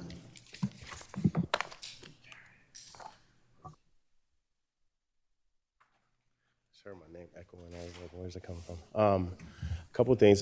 This is the first time I've seen like the 7-step or 7-part process. I guess the one thing that stood out was the calling out of enhancing processes, but I think there are processes, those that we have are broken. So enhancing something that's broken is like painting a bike that doesn't, the chain doesn't rotate. So I think we need to really just like break down those processes and rebuild them. This is an opportunity. We historically haven't taken advantage of these types of opportunities. With the parcel tax, I think I only got a minute. But like when I was on bond oversight committee, there's very specific things that we were tasked with, or a very small subset of things. But when we talked about like the performance of our bond expenditures, often we talked about, is there any sort of return on investment analysis that we can offer to voters to make sure that they have trust in how we spend those dollars. The Bond Oversight Committee doesn't necessarily have that authority, but it's a recommendation that we often sort of lift into the space. When we talk about a parcel tax, it's an entirely different thing. I think that we need to assess our historical spending to make sure that there's some sort of return on investment, that we can establish trust with the greater community to show that the outcomes that we've spoken towards align with the proportional amount of dollars we've received. I don't think that it has, because where we are right now, even though we've exhausted our current resources, we know that the historic outcomes are still the same, and that's generations. In every space I'm in, we have elders talking about these are the same conversations that we've had when I was in school. It's the same students that are not performing well in this system. It's a systemic thing, and pouring more dollars into the system is not going to work. So reflecting back on enhancing the processes, we can add more revenue to the system, but if the system is not responsible with those dollars, then we're just going to end up back here. So I hope that this is an opportunity as well. The one thing I did not see in any of that was how the community is going to provide input. I saw a staff presentation now with recommendations that I'm assuming came from staff, but this again is the first time I'm hearing about it. And there's multiple spaces I'm involved in, and I have not heard it uplifted. So I think that even before it got to this space, community should be put at the forefront of process, and that's one process that we can actually rebuild. Thank you.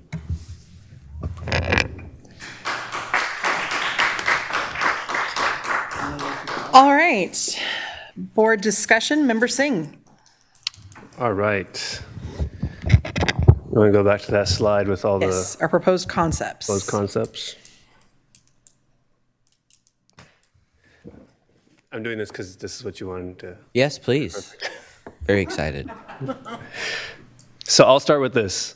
All of these sound very, very important. There's nothing on here that is not important. But what stands out to me is special education, and talking about what Terrence just brought up. There's a huge discussion around the current structural woes that we face. Oftentimes, when I think about our special education funding and the concerns that community have brought up, you would assume that the level of spending that we have had in this district around special education would yield certain results. Instead, we have had community and ourselves had multiple conversations around how special education, when simply just spending on special education without putting very strict guardrails, including contracting out and other things, would actually result in the concerns that Terrence is bringing up. I think this board has taken measurable action to find ways to actually ensure special education is an area of focus, is an area of rebuilding, an area of strengthening where we can actually provide resources to our students in a meaningful way, and not just say that we did something by giving, here's a contractor, here's a contractor, here's a contractor. If we can actually talk about that, then I would say special education is the exact concept that I would focus on, or I would want to see some sort of focus on, simply because we know that these are the type of areas that are under attack, both federally and oftentimes the first conversation of cuts that we as a district would have to face if federal funds and federal dollars don't come in. And I don't have a lot of hope that federal funding will continue in some of these areas. And when I look at this, of course, we've seen the attacks on athletics, we've seen attacks on STEM supports, but this would be the area that kind of sticks out to me. It just happens to be one of the first ones at the top. So that's also perhaps by design, but that's what sticks out to me.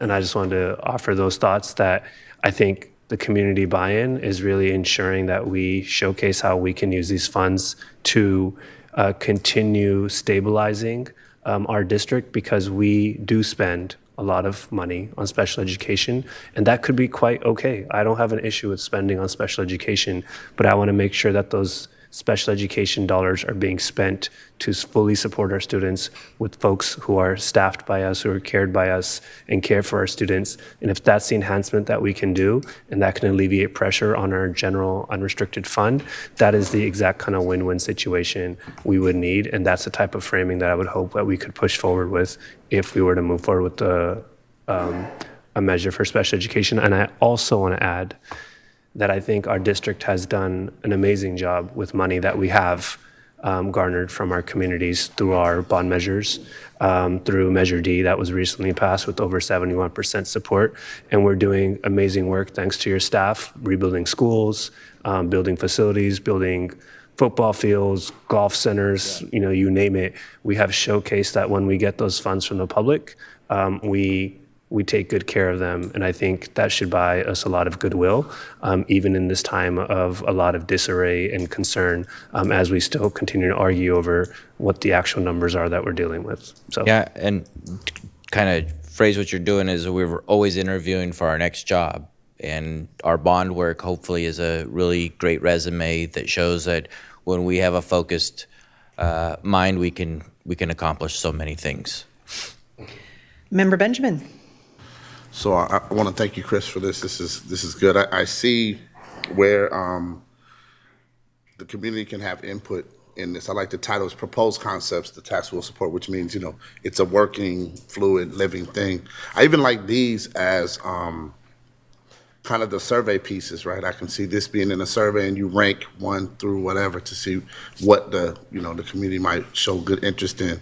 As board members, we get calls for a lot of this stuff. Special education to me is just like a whole different, that's just, we need the funding for it, but I mean, it's just such a big thing. But like the visual and performing arts, these are kind of low grabs in my opinion, to where we can, put some money into those types of things, athletics and co-curriculars.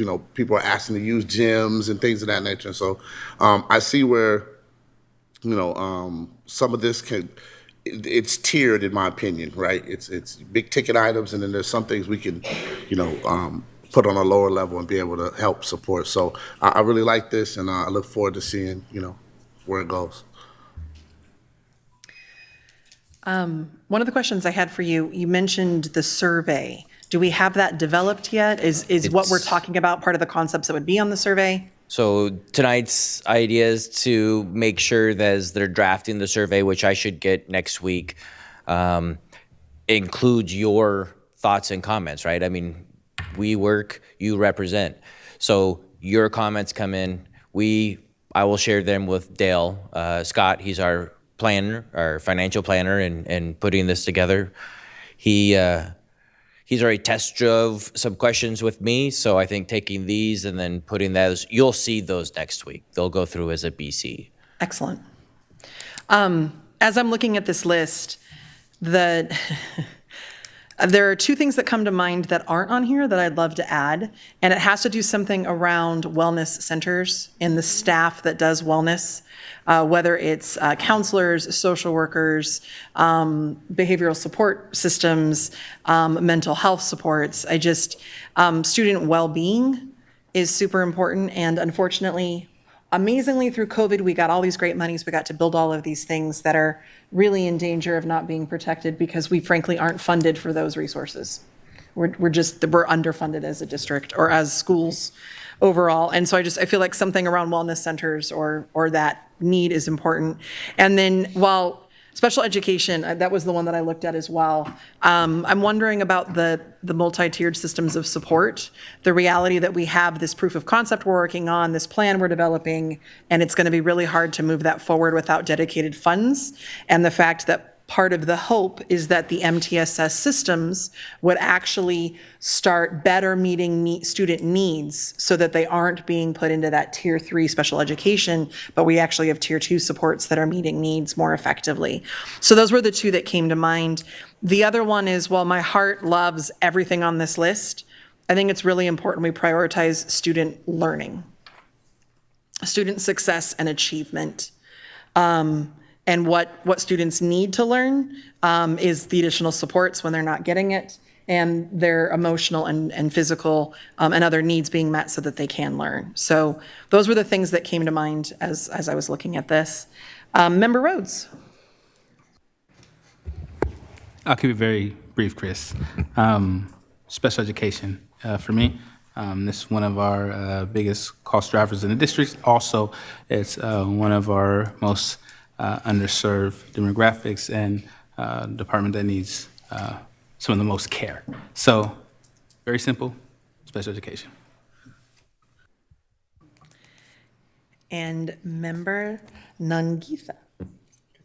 Oh, I got it finally. Woohoo!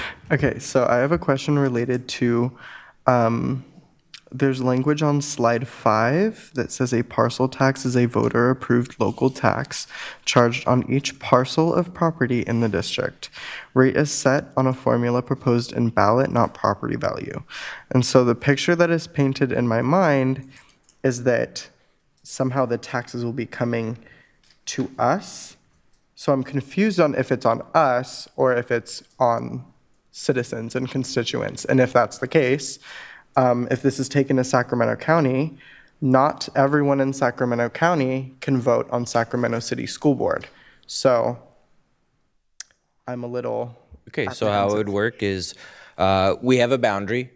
So our school boundary is going to also be our voter boundary. Okay. And what will happen is the voters in these precincts, which match up with our line, will be allowed to vote and ask that question. Do you support the 75 words that we'll put onto the ballot?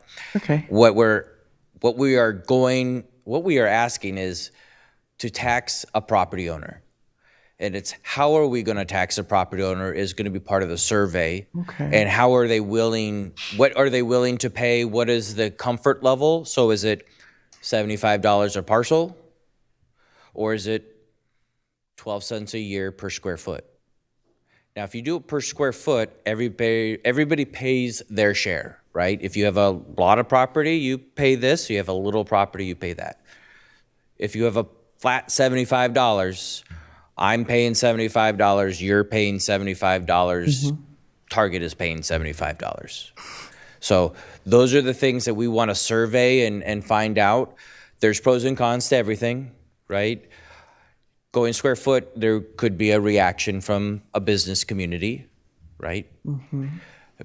Not going by parcel, you really are, you're targeting the actual voter, and we have to convince them that this is happening because it's very individualized when it's just $75 per property. Great. Okay. So what's going through my mind right now is that a lot of the people, a lot of our families that live in the boundaries of this district rent homes. I am one of them. And so I think that this might be hard to pass, given that sometimes property owners who live within the boundaries of our voting areas of this district, sometimes they send their kids to private schools. That's actually most times I would edit that. So I think we have to think strategically moving forward with how we want to message things, because I think that this parcel tax will go to great things within this district. And I also want to add to the things that we are shouting out on slide 7. I would also like to add to that the qualities of our campuses can be improved by this tax too, because it's constantly that I hear students talking about roaches that are present on campus, rats that live on campus. And I think that money going towards solving that issue would be very great as well. So just taking that into consideration. Thank you so much.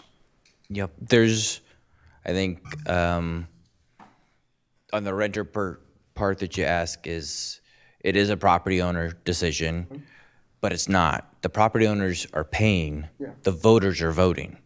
And in our space, 60% of voters are not associated with Sac City Unified. They don't have kids, they don't have staff, there's no association. And we have all this data.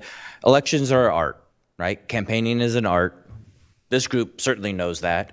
Measure D is a example of it, and it sounds like you'll be happy to join our campaign when we're off hours, not in district time, because we actually cannot promote our ballot measure as a school district. Do we have to canvass? Do we have a what? Do we have to canvass for this? You can do whatever you'd like. Do you know how to text message? We'll pick this back up soon. I bet we're ready to go. The primaries have canvassed me out. I'm so tired. Member Singh.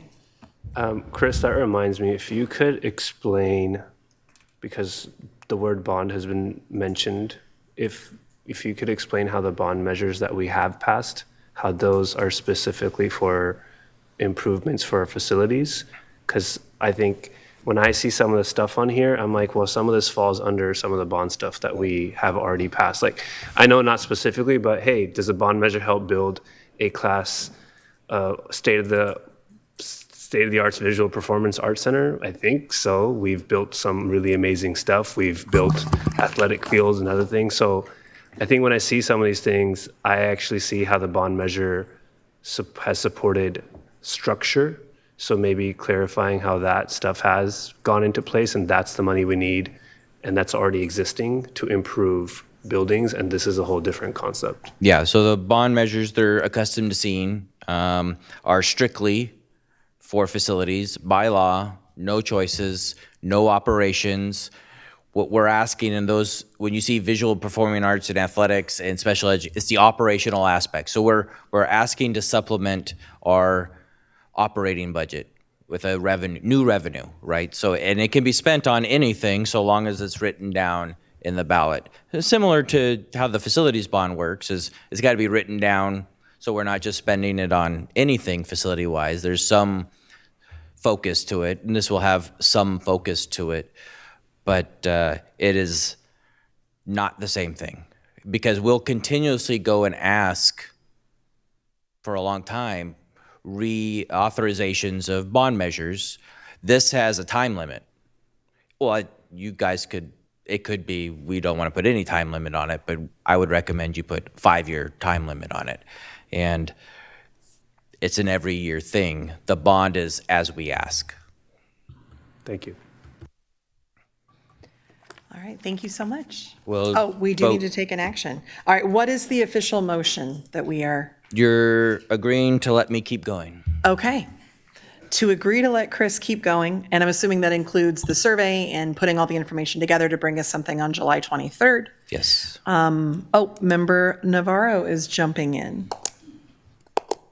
So, question, Chris. So, I like the list, and I like the additions of Member Jean.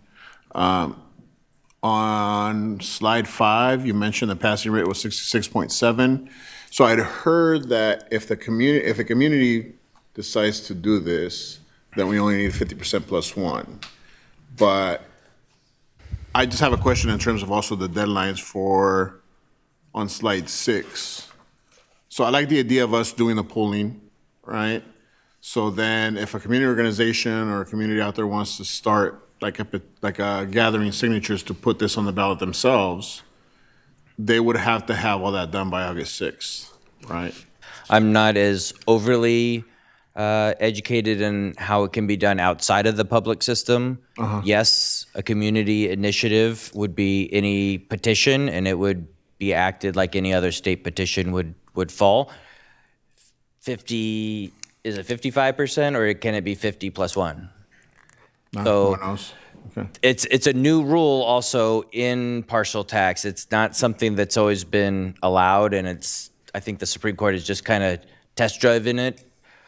We're putting it on the ballot. So if somebody wants to put it on the ballot, they need to hurry up and giddy up, because it's a lot of signatures, and then they got to be verified, and I don't think we want to sit and wait and see what happens. No, I'm just saying, like, they would have to have that. So obviously I support this and go in this direction, but I was just wondering if an organization wants to beat us to the punch, they could potentially do that, but the deadline would be I would hope August they 6th. would have already started and we'd know about it.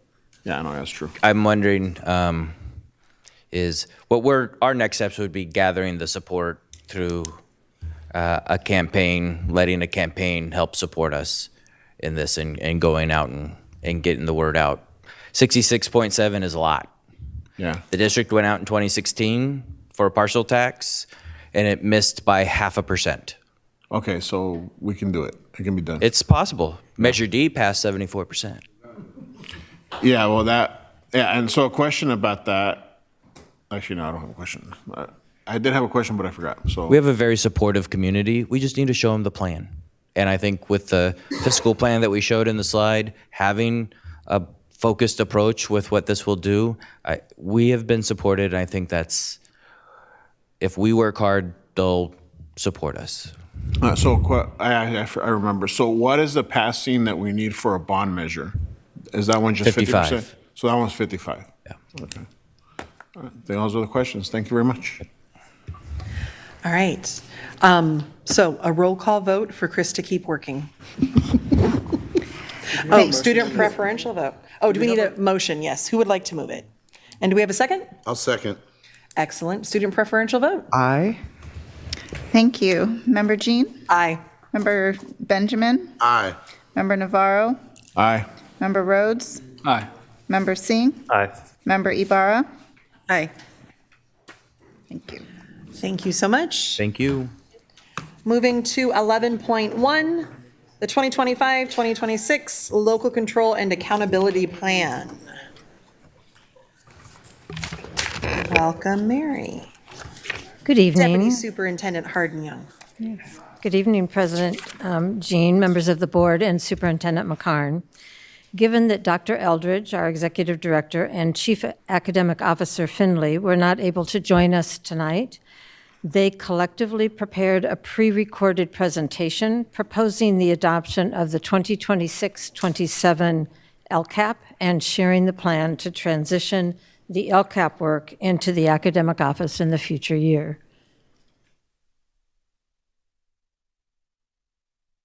Good evening, Board President, members of the board, and Superintendent. I'm Erin Finley, your Interim Chief Academic Officer. Even though Dr. Eldridge and I are not able to be in person this evening, we appreciate the opportunity to present our 2026-27 Local Control and Accountability Plan, the LCAP, for your approval and to share an important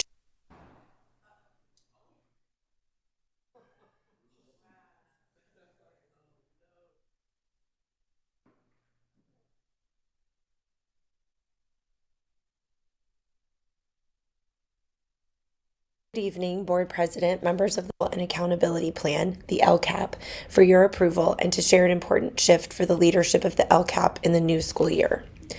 Before we dive into the technical details, on behalf of the district, I want to take a moment to thank and appreciate Dr. Ed Eldridge for his years of dedicated service, tireless effort, and leadership in navigating this complex process, as well as many others in his time here in Sac City. We particularly want to highlight his historic work in shepherding the LCAP and aligning it to our expenditures within just $2 for the first time in our district's history. He has laid an important foundation for our future work and set a high standard of fiscal discipline and programmatic alignment that we will continue to build upon. Moving into the 26-27 school year, the leadership of the LCAP process is being absorbed into the academic office. This shift is a deliberate strategic decision. By bringing the LCAP into the academic office, our goal is to fundamentally align, deepen, and revitalize how our entire district, both our internal staff and our broader community, engages with this vital plan, working together to ensure our students receive the highest instructional quality we can offer. As we transition management of this work, our core values remain constant. Our system is inequitable by design, and our job is to vigilantly confront and interrupt those inequities. Our guiding principle demands that every single student is given an equal opportunity to graduate with the greatest number of post-secondary choices. The LCAP is not just a compliance document. It should be the financial and operational engine we use to make this guiding principle a reality. The LCAP is a comprehensive planning tool tied to the local control funding formula. For the 26-27 school year, this plan accounts for more than $700 million of the district's budgeted expenditures. Because it represents the vast majority of our spending, how we plan, communicate, and evaluate these funds matters immensely to this board, our community, and our valued staff. We are currently in the final year of a 3-year LCAP cycle spanning 2024 through 2027. This plan details the specific actions and services designed to achieve our goals across the 8 state priority areas, ranging from basic conditions of learning to parent engagement and student achievement. Our current LCAP focuses on 3 main goals, with actions embedded across multiple departments. Ultimately, every dollar spent and every action taken under these goals is designed to improve academic achievement, either through direct classroom instruction or the critical support systems that allow students to access and benefit from that instruction. As implied in our core value, in Sac City, equity means directing resources where they are needed most. In collaboration with our educational partners, this plan emphasizes our historically underserved students, specifically our English learners, foster youth, socioeconomically disadvantaged students, and our African American, American Indian, homeless youth, and students with disabilities. Our underlying theory of action is simple. When we build a system that successfully serves our most vulnerable students, we inherently improve outcomes for all students. In tandem with the LCAP, we are submitting our California School Dashboard local indicators. These overviews cover critical areas like basic services, school climate, and parent engagement. We want to thank the collaborative leadership of College and Career Readiness, state and federal, FACE, and the Parent Teacher Home Visit Project for their work in gathering this data to meet the state's requirements. We also have the LCAP federal addendum for your approval this evening, which outlines how federal funds are strategically utilized to supplement, not supplant, the priorities we've already funded with state dollars. This will be submitted alongside our consolidated application to ensure alignment of our fiscal resources. Now let's address the path forward and how we are actively restructuring our community engagement. We want to explicitly and formally acknowledge the comprehensive feedback and questions submitted by our LCAP Parent Advisory Committee before our last board meeting. We hear these concerns clearly and we take them very seriously. Tonight, we are not looking backward to defend past practices. We are looking forward. We explicitly recognize that these initial questions and critiques, which range from budget prioritization to expenditure variance transparency to student reclassification and MTSS metrics, will serve as the baseline and foundation for our redesign of the next 3-year LCAP cycle. We will begin development and planning of this redesign immediately in the upcoming new school year as the academic office absorbs this responsibility. To ensure this redesign is successful, the academic office is firmly committing to 1. Deep committee collaboration on the next 3-year planning cycle to ensure that our community's voice and our district staff expertise are genuinely and effectively centered from day one. 2. Enhanced transparency regarding expenditure variances and funding origins so our partners and the board know where our resources are reaching our unduplicated students. 3. Rigorous monitoring of goal implementation and effectiveness, ensuring we have clear local data to provide what is actually working and where. 4. Aligning and expanding the LCAP team within the academic office to break down administrative silos and foster cross-departmental shared ownership. This transition represents our commitment to building an LCAP process that is highly collaborative, transparent, and responsive to the needs of our Sacramento City community. This slide illustrates how the LCAP team will be structured and integrated within the academic office to break down those silos and ensure that both staff expertise and community input directly shape our instructional strategies. By absorbing the leadership of LCAP across the staff responsible for guiding and monitoring the implementation of our Black Parallel School Board Action Plan and MTSS framework, we are building a structure that focuses on the interconnectedness and interdependence of these frameworks as one cohesive path forward in service of our most vulnerable students. The immediate question before the board tonight is whether to adopt the 2026-27 LCAP and approve the submission of the local indicators so we can move them forward to the Sacramento County Office of Education to meet our state deadlines. If this plan is not adopted tonight, we would be required to resolve these immediate issues, revise the document, and bring it back for formal board approval by July 1. The timing to do that, given the concerns that have been raised, is simply not there. Attempting to rush or rewrite in a matter of days would not allow for the deep, authentic engagement that this process deserves. We are therefore recommending that the board adopt the 26-27 LCAP tonight. This secures our critical district funding and maintains state compliance. As we move into the 2026 school year, we do so with an unwavering commitment to deeply engage our staff, our parents, and our community in co-designing our next 3-year plan from the ground up. To summarize, this LCAP matters because it is the blueprint for our district's budget priorities, specifically focused on lifting up our historically underserved students. It articulates our commitments to graduation, academics, safety, and inclusion. While we recognize the process must change, and we are actively restructuring to ensure that it does change, our recommendation tonight is to approve the 26-27 LCAP so we can secure our funding, honor our compliance deadlines, and immediately begin the work of transforming our community engagement for the future.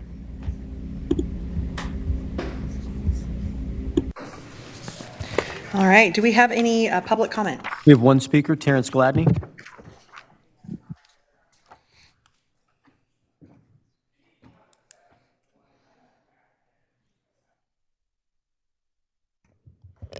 It sounds like Erin's a little under weather, so I hope she, feels better soon. I want to acknowledge that yes, there's an acknowledgement of we need to do better, but there have been in the past, and this is just another iteration of the people who are supposed to be served can wait a little bit longer while we get our stuff together. It was like that when April and I, or Board Member Barr and I were on the first cohort. It's just like we're just learning. Give us some time to figure it out. Now it's over 10 years later, and we're still hearing like, hey, give us time to figure it out. There still is time between now and July 1st to at least acknowledge the questions and be implicit and explicit about how the processes are going to address the specific issues, not just sort of just like, like hypotheticals. We're going to do better. Just trust us. Just go ahead and approve it for now. You guys have done that for the past few years when I've been coming up saying there's no numbers in these presentations. Go back and audit the presentations that have been given by the LCAP office, and they're almost identical. Maybe the numbers change, maybe the dates. There is an opportunity to at least acknowledge the specific questions and the things that have been brought up by the LCAP PAC. Whether that requires a little bit more work on people's part, I think that that's a necessary act of like trust, that needs to be established. Because although in the last, 2 weeks since, I was here and other people were at the podium addressing this, to other issues that have come up, this is not new. So even in the last 2 weeks, there was an opportunity to be very specific and intentional and say, hey, this will be approved July 1st or by July 1st, and on August 1st, September 1st, there could at least be a plan so that the community can know exactly how they will be engaged. But just to trust further a process that has been years in the making of failing community partners, I don't know that I trust that, and I don't know other people as well. I know that I'm often the only voice here, but even at the last meeting, there are other people repeating the same things that I've been saying for years.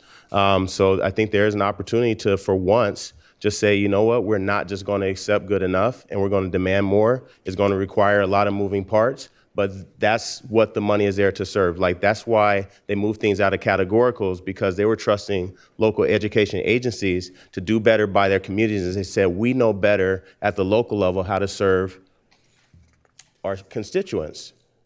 But yet we haven't met that. And then now we're still asking for further and further forgiveness. And I think that this has to be one of those moments where we say, not this time. We're going to actually establish trust by creating a sense of urgency and pulling at least back a few of the layers and at least demand a very specific timeline of the first 90 days of how specifically people are going to be engaged and how expenditures are going to be tracked to make sure that they are actually targeted towards those students that are generating the dollars. That is an opportunity that you guys have. Absolutely. So again, the ball is always in you guys' court. Whether you guys want to get in the weeds or you guys want to, just pass it off, it ultimately lands with you guys in terms of like accountability. So it's not fun work for any of us on either side of the dais, but it's something that we have to do and we actually have to change. We can't enhance this broken process. We actually have to change it. Thank you. Thank you. We also have Jen Womack signed up late on this one.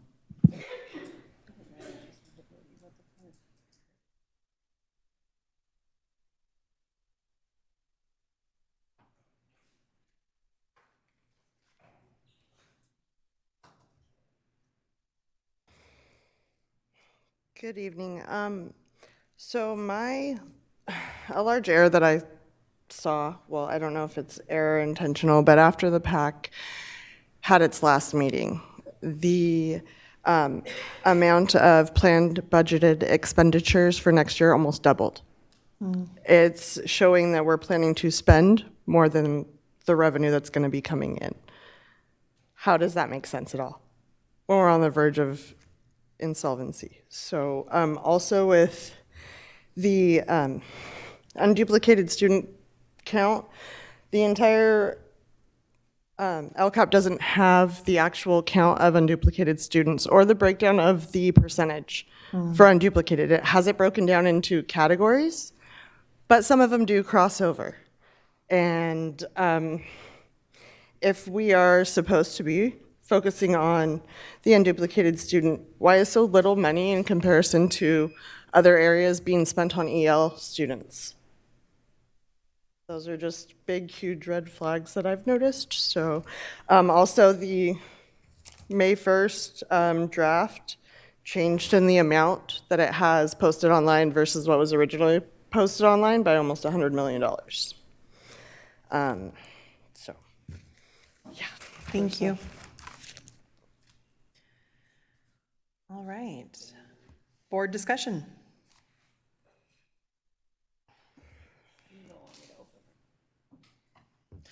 One of the things I'll mention, again, referencing our policy work of the last 3 days, to start, we do not have an LCAP policy at all.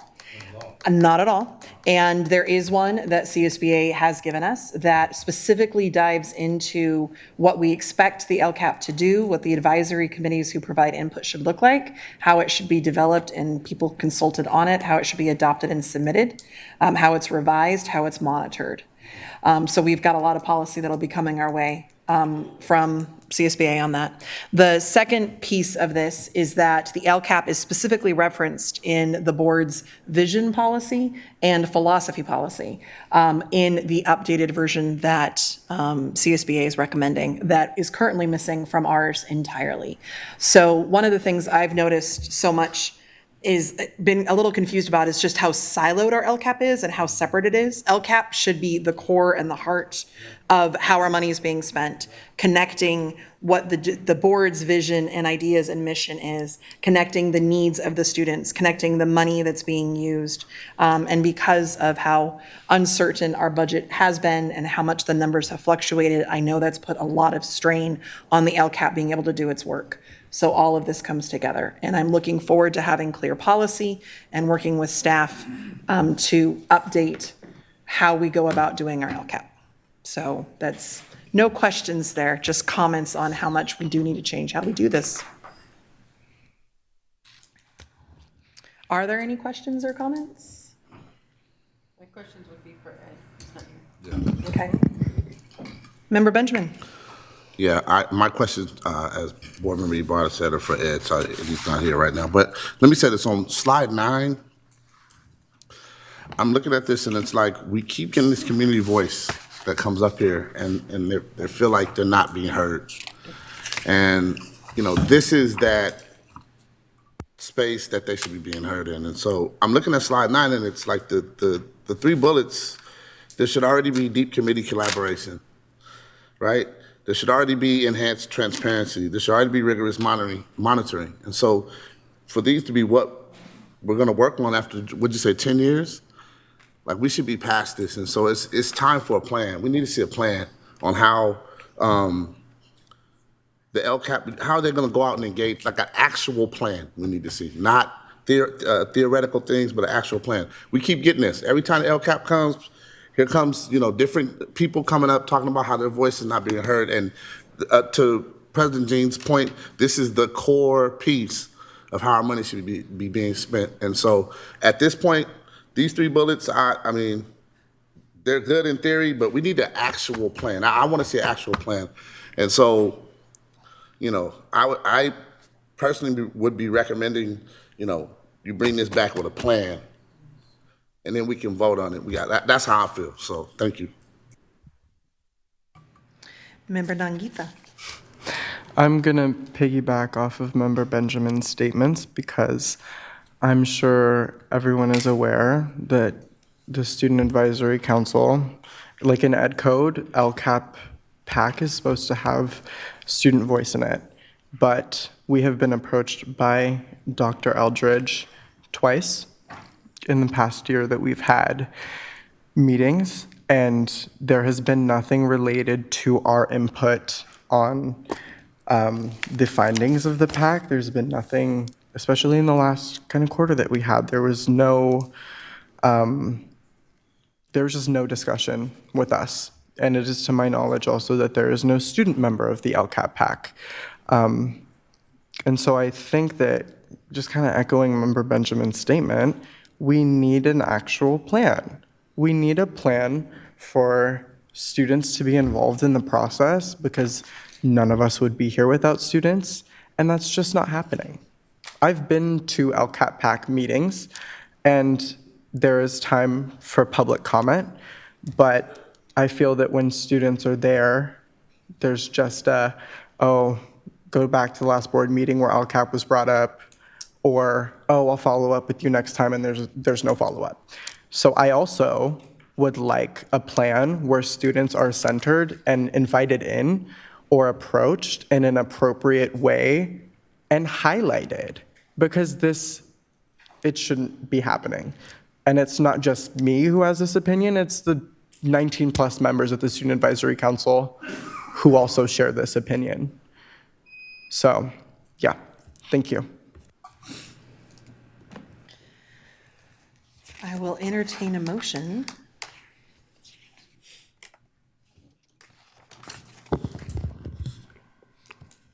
I will move it. Do we have a second? Second. All right, student preferential vote. Abstain. Roll call. Member Jean? Aye. Member Benjamin? No. Member Navarro? Aye. Member Rhodes? Aye. Member Singh? Aye. Member Ibarra? No. All right. Thank you very much. Moving on to 11.2, adopt dependent charter 2627 local control accountability plans. Hello again. Good evening, trustees, Superintendent McCarn, and our Sacramento City community. B. Mua and I are here tonight to present the locally funded Dependent Charter School 2026 Local Control Accountability Plans for adoption. The California Department of Education requires that all local education agencies, LEAs, complete and approve a local control accountability plan. As independent LEAs, Bowling Green Elementary, New Joseph Bonheim Community Charter, Sacramento New Tech High School, and the Met must complete their own LCAP. The SUSD board is the ultimate governing board of these LEAs and must approve those LCAPs. The LCAPs were developed over the course of 2023-24 school year and adopted by this board last June. They have been updated to reflect progress made over the first 2 years of a 3-year cycle. At our last board meeting, the documents included in the board packet were still in draft form. Since then, they have been finalized and recommended for approval by their local steering committees in additional public meetings. The board packet contains links to the LCAP, local indicators, budget overview for parents, in the steering committee agenda at which they were recommended for approval. Once they have been approved, these documents will be submitted to CDE, SCOE, and posted on the school websites as required.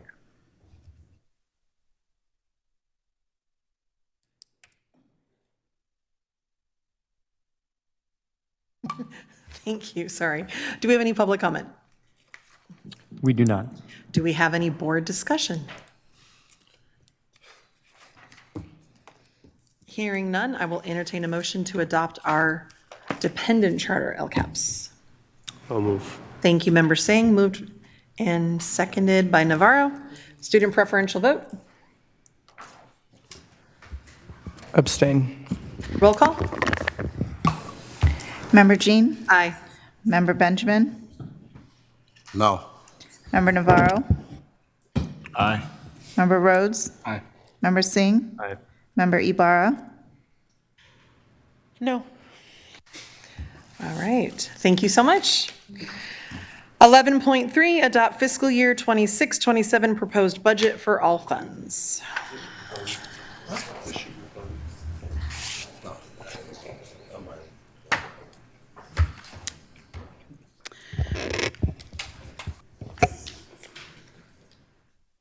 Good evening again, President Sheen, Superintendent, and Governing Board. Lisa Grant Dawson here to present your 26-27 and multi-year projection budget. I am here along with Audrey Kilpatrick, who has been one of the retired CBO consultants that was able to come in April to help support the work of the business team, whom, as you know, went through, prior to my arrival, a significant change in staffing and availability for support. And so we are here.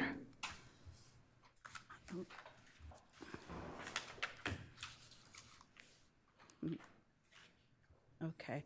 So again, a review of the agenda. We were here 2 weeks ago to provide to you the draft proposed adopted budget, which we were in the throes of completing. We had the public hearing and then stated that we would be back in 2 weeks for the final budget. And so again, all of these slides are a key part of what we have consistently been seeking to show, to not only teach, but to allow the board to know what are the reasons why we have to present these reports, when are they due, and what are the education code provisions for these reports. The proposed budget assumptions for the 26-27 through 27-28, where are we? 26-27, 27-28, and 28-29 years are here, along with the 25-26, which is the current year. And we show all of those years and assumptions so that when you look at the budget documents, it's comparing where you are to 25-26 and 26-27. We also provide a multi-year projection where the base year is now the 26-27 year. When you saw the third interim multi-year projection, it started with the 25-26 year and then went through the 27-28 year. And so I wanted to just point out those key distinctions. These elements, as it relates to the assumptions, are the same as what we shared with you 2 weeks ago, as it relates to what we've used to be able to make these assumptions and include all the updates from the governor's May revise. So I wanted to spend some time on this slide to share what the key changes were from the draft proposed adopted budget compared to the adopted budget. And so the first column, again, is what you saw 2 weeks ago. The second section in blue is what you're reviewing now. And then the variance for each of these particular areas. And so when you look at the key changes that have been made in the revenue section, the main section, which is the gray area middle column, was the restricted resources.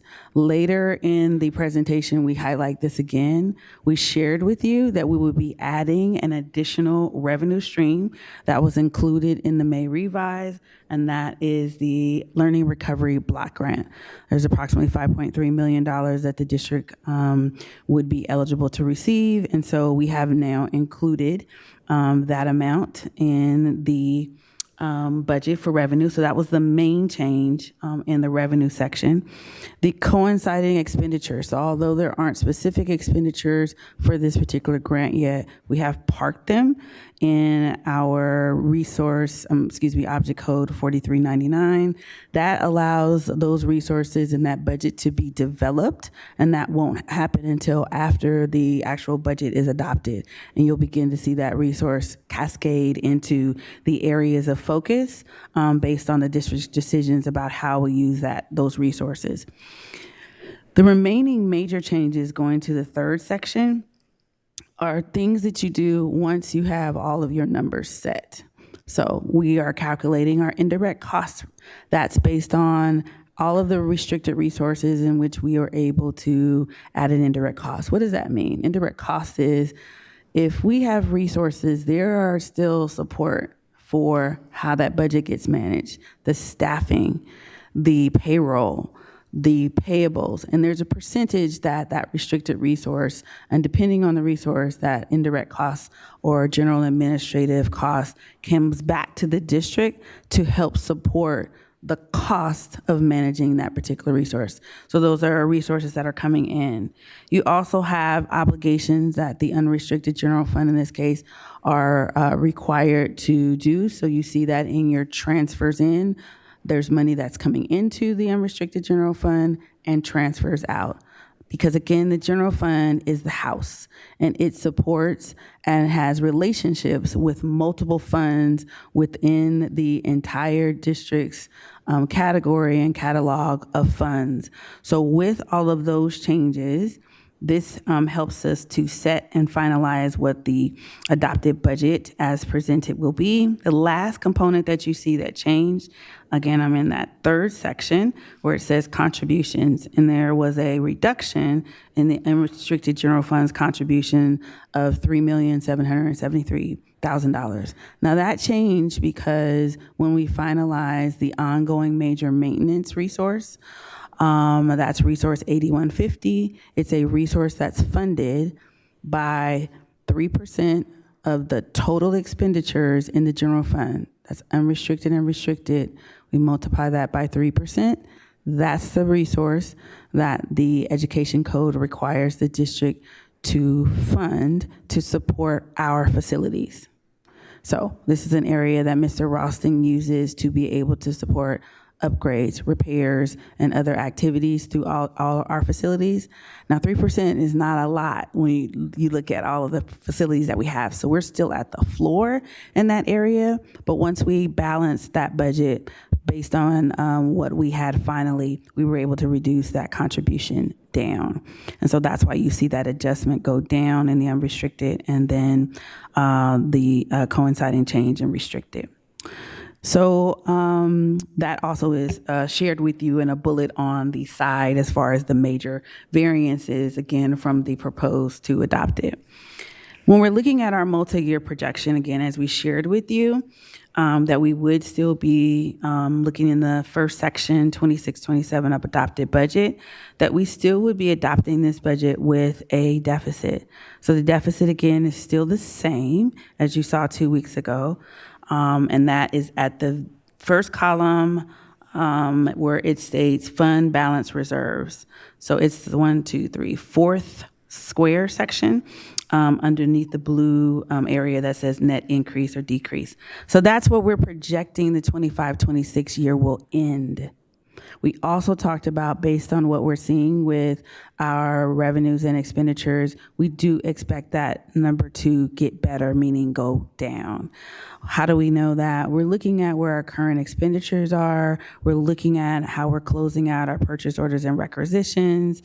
And that part of really starting to close the year is what helps to inform that. So as that process moves forward and as we look forward to the closing procedure for the 26-27 year, we are paying attention to that number as we have been paying attention to it all year. All of the proposals for the revenues, as we shared with you before, from the May revise, as well as the updates based on where our current average daily attendance, and we're going to talk a bit more about that this evening as well, have been included. There are so many things that we really I would have liked to have been able to unpack with the board this year. I'm really hoping that opportunity presents itself. And so there is a list of things that by standard, had I been here a year or longer, we would have been able to unpack so many things that impact the district. And so one of the things that we were able to get in, we've talked about your enrollment, your attendance, and some really key areas to focus on. So we're going to get to that. But those things are the things that inform our revenue projection. We have shared with you that, yes, you're in a declining enrollment state. However, the bigger concern is where your average daily attendance is and what that means for your revenue. Again, we'll talk a little bit more about that shortly, but all of that first line with LCFF and revenue limit sources, that's what's driving that. What are the things that the district can do to enhance that and improve that? Are some of those areas that we, again, want to get to. As it relates to the expenditures, when we're looking at, I'll start with the unrestricted general fund. If you do look at the 25-26 to 26-27, which again, this multi-year projection is going to start with where are you projecting your next year's budget to begin? There are expenditures in 25-26 that in salaries are lower than they are in 26-27. Why is that? Because when we talk about salary savings that we take throughout the year, the budget is going to continue to change and be reduced when we have those salary savings. We also have a number of positions that are added during the year, and that's one of the areas we're working with the special education department to unpack. When you add a position after the school year begins, you are prorating that salary for the year. The next year, if that position moves forward, then the fully burdened cost of that salary, therefore, is in your budget.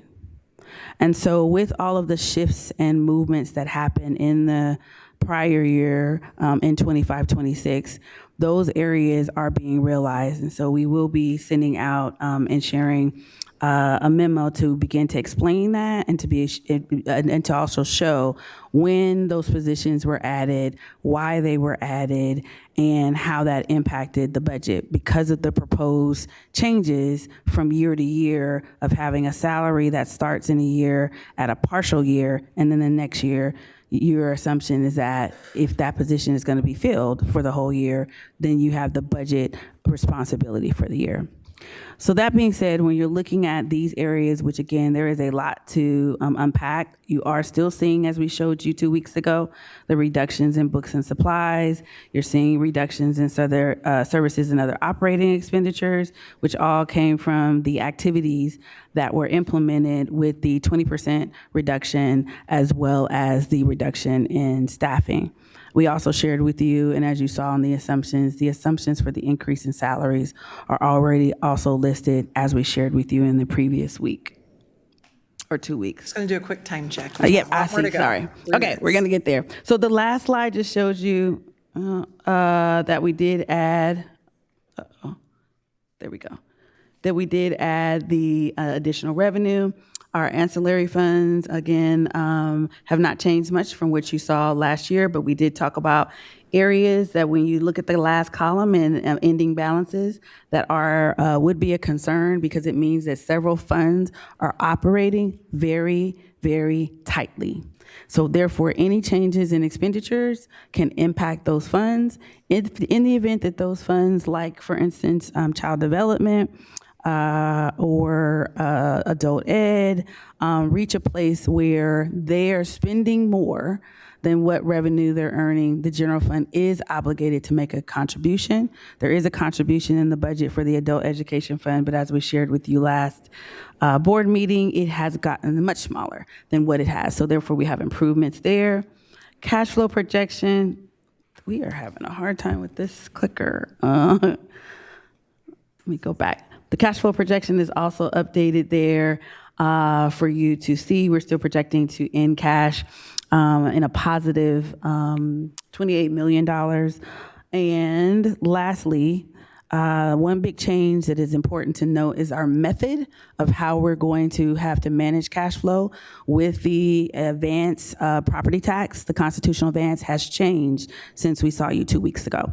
It is really going to mean a defined change for how we do not only business, but it means that we still will get the $111 million, but we'll only get the amount that we need to make the district whole each month. So that added component of strategy is going to add an additional layer of work and coordination that we're seeking to draft to make that as simple as possible. But that has been an additional update that we've received from the county treasurer's office.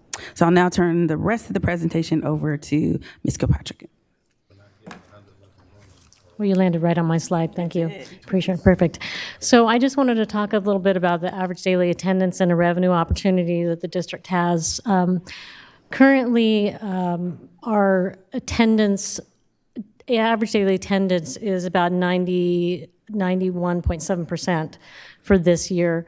Prior to the pandemic, we were at about 94%, and so you can see those numbers. They're sort of small, but we were very solid at 94%. Average daily attendance is the number of days the students are attending school and learning over the number of possible days. That's what we're funded off of. It's not off of enrollment, but it's off of students in school. So this is an opportunity. If you were to increase that average daily attendance, then you increase your revenue.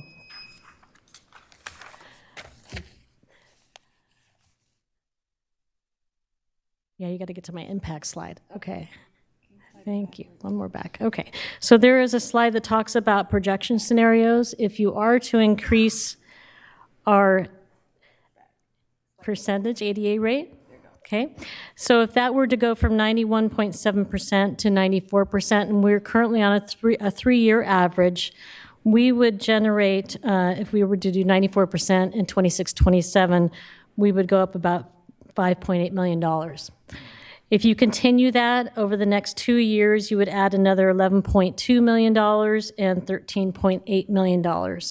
So those are revenue enhancements that will definitely affect the budget. It means that students are in school learning, and also the schools are receiving funding to support those students.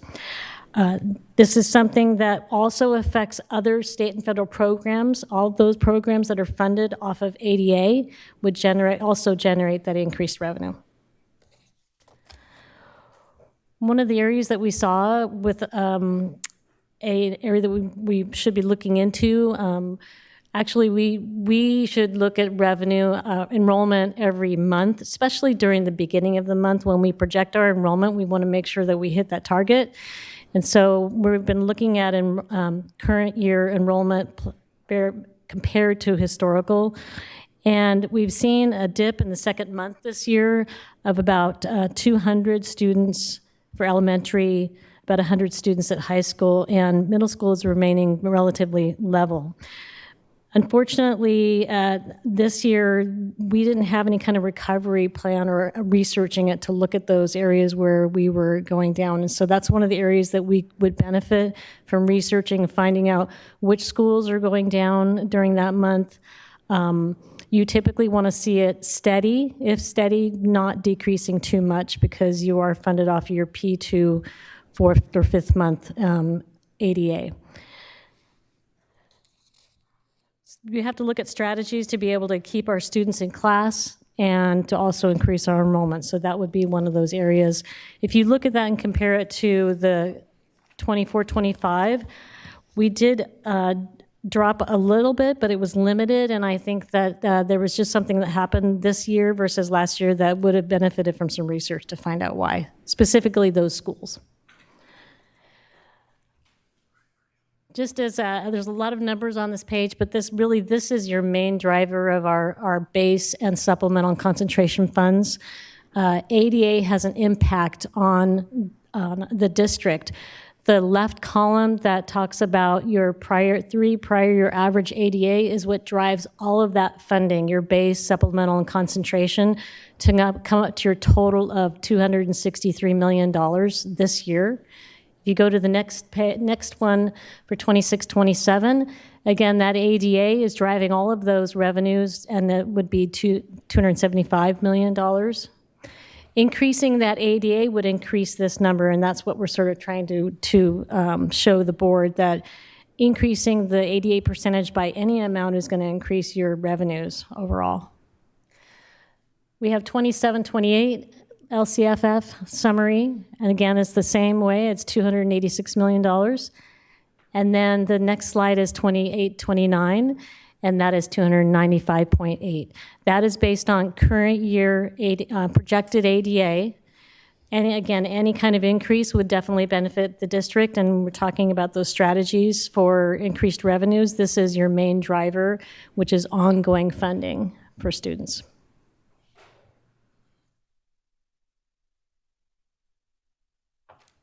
Okay, so I'm supposed to wrap it up. So this month we're submitting the LCAP that was approved and the budget for approval. We'll be submitting that to SCOE.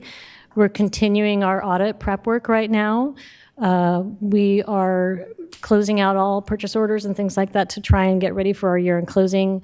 Next month in August, we're going to be reconciling position control adjustments, and as a result of the restructure, continuing the strategic work for sustainability for Sac City, also doing our year-end close, which is really important.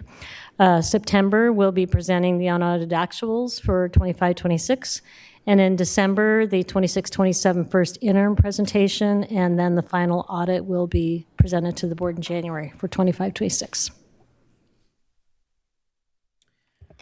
And just to point out all of the enrollment, and there's a report that the board has been receiving each month. It's on your information item. I think it's 12.1. That report has been an ongoing report you receive. What we've been doing is adding those graphs so you have a visual of what's happening, and then I pulled back 24-25, so again, you can do more comparison. The recommendation is you dig in deeper in those areas to understand it better, so that therefore you can build your strategy. So the full comparison is in 12.1, but we added a few slides to this presentation to support the discussion. All right, thank you. Do we have any public comment? We have two speakers on this topic, Lindsay Rowe, followed by Jennifer Womack.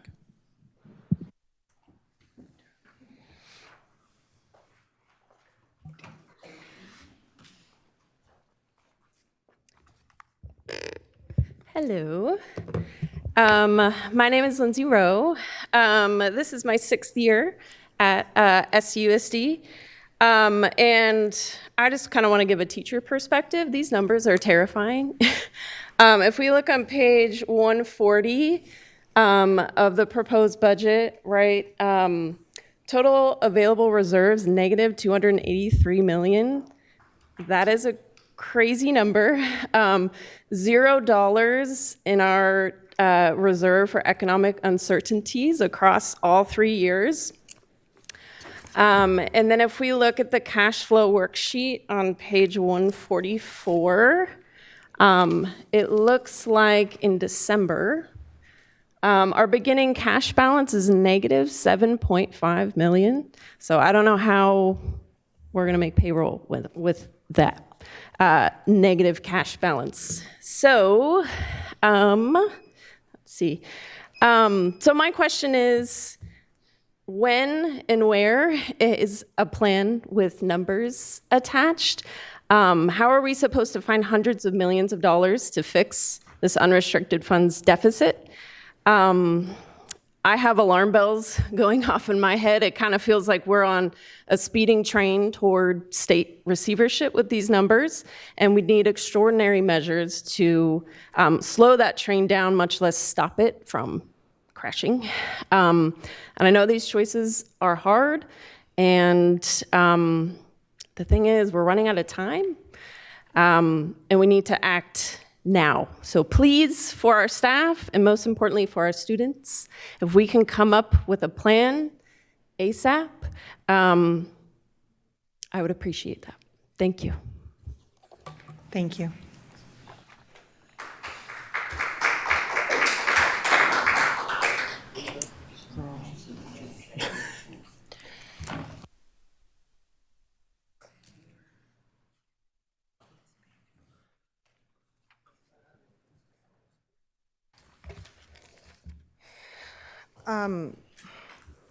I just had a couple very basic things to point out. Why doesn't this whole budget match the LCAP total budget for all funds?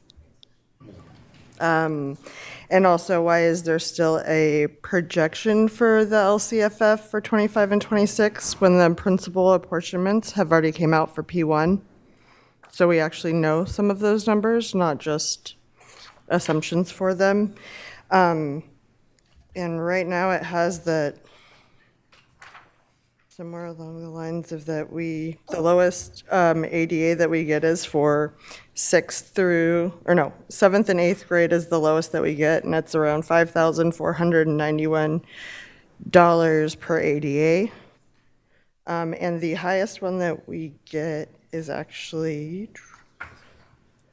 for TK through 3rd grade for students. So that's kind of just it. Thanks. Do we have any board conversation questions? Member Singh. All right, thank you. Just more of a ask of our superintendent, which is we still have a lot of projections that we're still waiting on. I understand the legislature has provided their current budget back to the governor, but this doesn't get finalized till July 1st.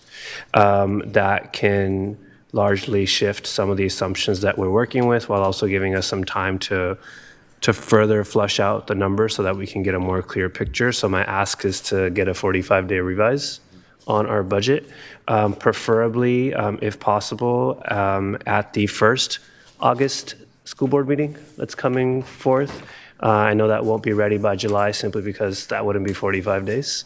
And if we could get an update on whether that's that would work by our July 22nd meeting, that would be great. If not, sometime in August would be wonderful. And I say this because I think it's important to continue getting clarity moving from projections to actuals and still seeing the full, I would say, numbers that would come out of Prop 98, the super COLA and other things that are still up in the air because we just don't have any numbers for sure, but July 1st will give us a lot more clarity. So that's the only ask I have of the budget. Thank you. Member Nandita. I feel as though a lot of what is in this presentation is largely inaccessible to our communities because I have gone to many board meetings and I have done my best to understand what is being articulated through this presentation, and I'm still having a hard time understanding. And it's a lot to take in, and I feel that all of these numbers that are on every single slide is very scary because a lot of them are in red and a lot of them are giving the impression that we are not going to be okay. And so I have a very simple question for you that might seem laughable, but is this the best that we can do with our budget? Can we do better?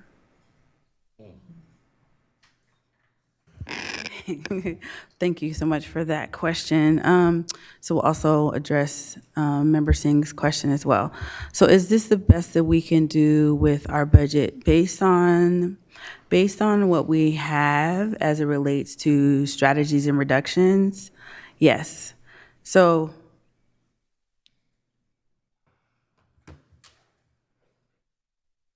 okay, so that's okay. I just want to make sure you were able to hear the question while you're getting good guidance, I know. And so when the district put its strategies together for 26-27, for instance, one of the largest ones was a 20% reduction to our departments. That was implemented. Whether or not 20% was enough upon my start, it was mathematically, no, it's not going to address the whole issue. But that is what was presented and a big first step. And you see those reductions happening not only in non-labor, but also labor reductions. That's what also triggered, in addition to some other asks, the restructuring, which was also really big. And the decision to do that occurred between March, right, and then the implementation in May. So as it relates to those components and really being able to get all of that work in, which really by the time all of everything land was May, and to adopt your budget on time, yes. The question, I think if I can add to that, is back to the strategy. So we mentioned the sustainable 7 strategies or 7 areas that the superintendent has discussed. Those are viable areas. when we talk about enrollment and understanding enrollment and attendance, and we've mentioned that throughout the 6 months, it is imperative that the district understands what's happening with attendance, where you're seeing challenges, and what strategies to build. Again, mostly because we want to focus on student matriculation and outcomes. But yes, in the state of California, that is how we're funded. There wasn't a specific comprehensive strategy, if you will, in that area for the district to implement for 26-27. So this is what we're looking for in building those strategies. We've talked about a lot of areas. There's areas as it relates to where you're seeing growth. Special education has been mentioned, and understanding what's happening to understand how that we can make those adjustments is critical to us being able to develop better strategies and analysis to implement for the district going forward. Member Singh, you also asked the question as it relates to 45-day, which is, for those who don't know, commonly done when there are material adjustments to your budget. You can also do it, of course, especially depending on what locally you may have going on toward the end of the year, and then you want to reset your budget. All of the super COLA, the augmentation, and all those pieces have been included. In addition to, the district is actually, we use the P2 data to calculate our local control funding formula. So we've used the latest data for the district to include, if you actually look on the assumptions page, going back fast, right there. This page, that top, we've included that in the assumptions. But yes, there's still discussions now that the budget has been approved. There's the trailer bill discussions about what happens next, whether or not the governor will release the Prop 98 resources, which today look closer to no, but that could change. So yes, we do think that with those changes, you can come back, but we do have the latest and greatest from the May revise, including the Learning Recovery Block Grant that we told you that we mentioned earlier. I appreciate that. I think my point is when we go through some of these slides and we have the double asterisks that say these assumptions that have been made in there according to the third interim, that there's still more to do. Mm-hmm. So that's why I'm asking for the 45-day revise, and it makes complete logical sense to have accurate data. So of course I see that some of these projections in there, but they're still projections. And I want to, whether it's good or bad, I want to make sure that the final budget that the governor and our state legislatures approve on July 1st is appropriately and adequately enacted in here. Whether that goes up or down is not what I'm concerned about. Yep. It's to make sure that when folks are asking us questions like, is this the best you can do? Are these the assumptions that you're working with? Well, at the end of the day, yeah, they're assumptions. And I want more clarity. And I think the 45-day revise will give us that. It just doesn't line up like that. Unfortunately, July 1st is when they're going to finalize. Right. And we have a presentation today, right? So the timelines don't always add up, but I get that. So I'm not saying you're not adding things. I'm just saying I want to make sure what's finalized is then given to us so that we can actually make informed decisions on what to do next and help balance the budget of the district. Yes, appreciate that. And again, for the whole community hearing that, based on what you're asking, in addition to that, what you'll see by the time we get past June 30th is the majority of the actual numbers for 25-26 will also begin to close out. So that's the other part about third interim was the latest projection, but you've also heard us say, but we're starting to close. That's the part that also sets your beginning balance. And so when we review that too is what the advantage of a 45-day will give you prior to your first interim, which would be December. All right, go ahead and do your follow-up. Thank you. And then this does not need a reply. I just have a simple request, and all I need is a head nod so that I can know that it's been noted. But so considering that we might have a 45-day revise, Ms. Kilpatrick or Ms. Grant Dawson, I would like to respectfully and politely request that we have definitions for a lot of the information that is here, specifically for ADAs. And I think, I hate to use this term, but I think we need to start dumbing things down, because it is simply like we pride ourselves in equity and opportunity, but this is very inequitable. It's so inaccessible for our families. I'm getting And when I have conversations with our families and our communities about the budget, they don't understand it because it's just a word salad of things that are thrown at them. And I feel like right now, what has been thrown at me is a word salad, an alphabet soup. And so I would request that this is understandable for our families. And like I said, dumbing it down. And again, I don't like to use that phrase, but that is the most communicable, concept that I can share with you to express what I think our community would benefit from. And that is all. Thank you. All right, thank you. Member Ibarra. This is just comment for the board. I think after looking at this, something to hone in on is that we need to be better at gathering those forms for LCFF and LCAP in the beginning of the school year.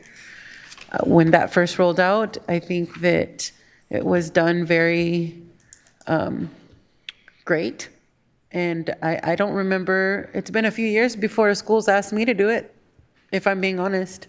So if I'm on the board and I didn't get asked this year, I would imagine that other families didn't either. So that's important. That's why we're missing some money. And then also when we're looking at that chart that's on page 13, and you look at Fund 12,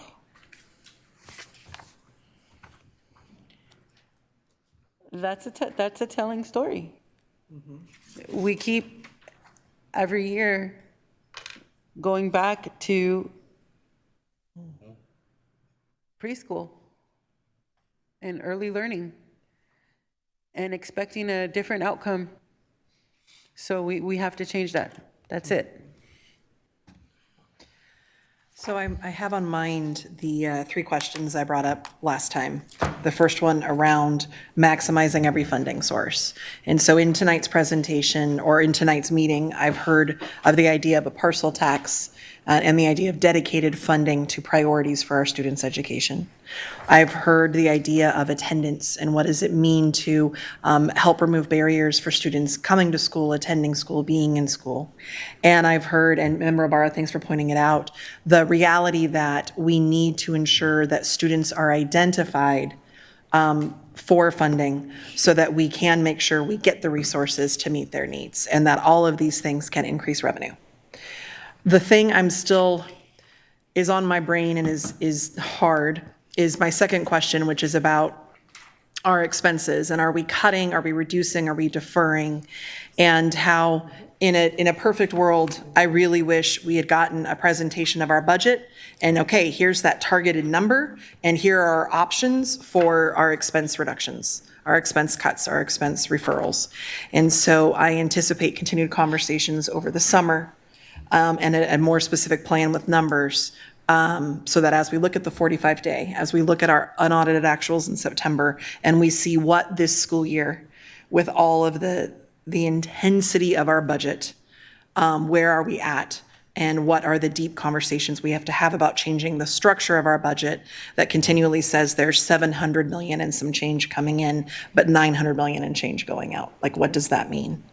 And then, of course, the importance of continuing to watch our cash flow. Can we pay our bills for the next 90 days? And knowing that there is what's actually in our bank account, cash, is different from how we talk about the budget. And I don't know if this analogy is helpful, but for me, I've been thinking a lot about like, okay, so I look at my food for the month.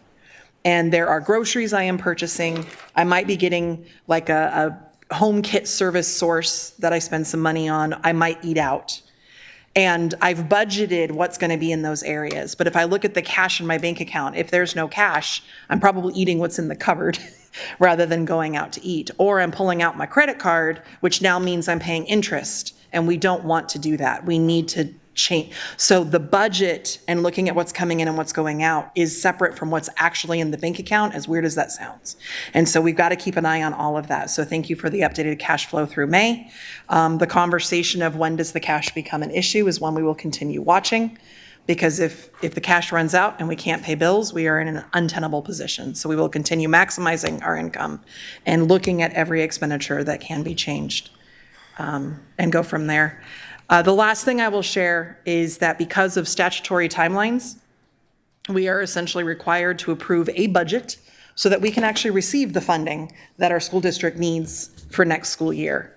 So while I'm looking at this and incredibly torn and I have reluctance, I do intend to vote on approving this budget as is at this time, with the thought that it is yet again one snapshot in time, and the info keeps coming in, and we're going to keep watching it and changing as we go along the way.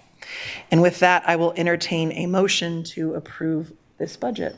I'll move. Member Singh moves. I'll say. Member Benjamin seconds. Student preferential vote? Reluctantly, yes. Roll call. Member Jean? Aye. Member Benjamin? Yeah, aye. And Member Navarro? Aye. Member Rhodes? Aye. Member Singh? Aye. Member Ibarra? No. Thank you for your final presentation to us, Member Grant Dawson. And 11.4, approved declaration of need for fully qualified educator for the 26-27 school year. Welcome. Hello. All right. Good evening, President Jean, board members, and Superintendent McCarn. My name is Christina Pena, and I am the HR Audit Compliance Analyst. I'm here this evening to present for board approval the annual declaration of need to be on file with the Commission on Teacher Credentialing for the 2026-2027 school year. On this slide, you can see the trends of the previous year's requests for the declaration of need for our district. This slide displays the credential areas of limited assignment permit requests. The green indicates the number of requests that we submitted on the declaration of need last year.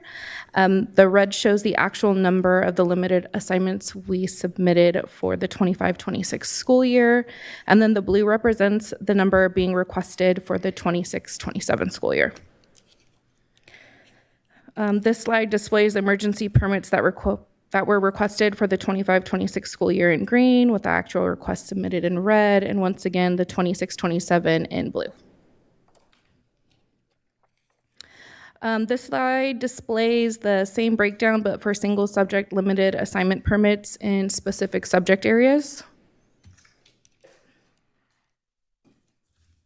And this slide provides a breakdown of common types of emergency permits based on our historical data trends. I just wanted to lift up that one of the permits that we allow is our emergency librarian permits. And we have 3 librarians that are completing their program, so they will have actual librarian credentials for the 26-27 school year. And then here is an update on our recruitment and retention efforts for the 25-26 school year. We have 15 open contracts by collaborating with local universities and the Sacramento County Office of Education.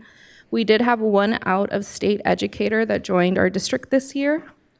We had 1 transitional kindergarten teacher residency teacher that came through as well. And then 3 teachers completed the special education residency program with Sac State.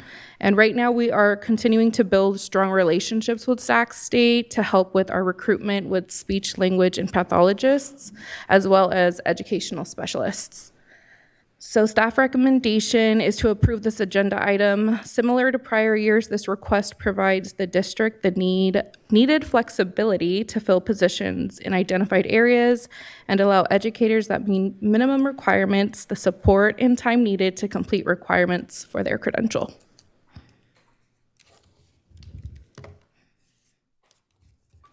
Thank you so much. Do we have any public comment? We do not. Board discussion? Member Singh. Thank you for your presentation, and I'm excited that we are continuing to strengthen that relationship with Sac State and hopefully continue to bring local graduates and students and folks who have gone through this district back to our school district to support it. So when we're ready, I will vote to motion to approve. Do we have a second? Second. Student preferential vote? Yes. Roll call. Member Jean? Aye. Member Benjamin? Aye. Member Navarro? Aye. Member Rhodes? Aye. Member Singh? Aye. Member Ibarra? Aye. Thank you. Thank you so much. All right, and while I would love to say we're going to get through the next 3 items or 4 items in 5 minutes, I think that's a little ambitious. So can we vote to extend the meeting till 11 p.m. tonight? Only asking for half an hour, unless you want the challenge of 5 minutes. And we got 2 items. So without objection, we'll extend till 11 p.m. tonight. Okay. Okay. All right, thank you so much. So we are moving to 11.5, receive 7-Eleven committee report regarding A. Warren McClaskey and approve the letter of support for the historic designation and resolution number 3593 to declare the property exempt surplus land. That's a mouthful. You Welcome. did great. Wow. Good evening, Superintendent McCarn, President Jean, board members. I'm Nathaniel Browning, and I'm here presenting the 7-Eleven committee report for McClaskey, asking you to approve the letter of support for the historic designation of the main building and ask that you approve resolution 3591 to declare the property surplus but exempt from Surplus Land Act. We would follow the Ed Code requirements. That's why it would be an exempt from Surplus Land Act. As always, here's our core values and guiding principle to drive our work in facilities and elsewhere. Here's an outline of the required 7-Eleven committee process when talking about surplus land or the possibility thereof. The committee met a total of 4 times and approved the report before you tonight at their last meeting on June 10th. The report outlined a lot of hopes and dreams for the property, and it may not be fully tenable, but the intent of the report is sound.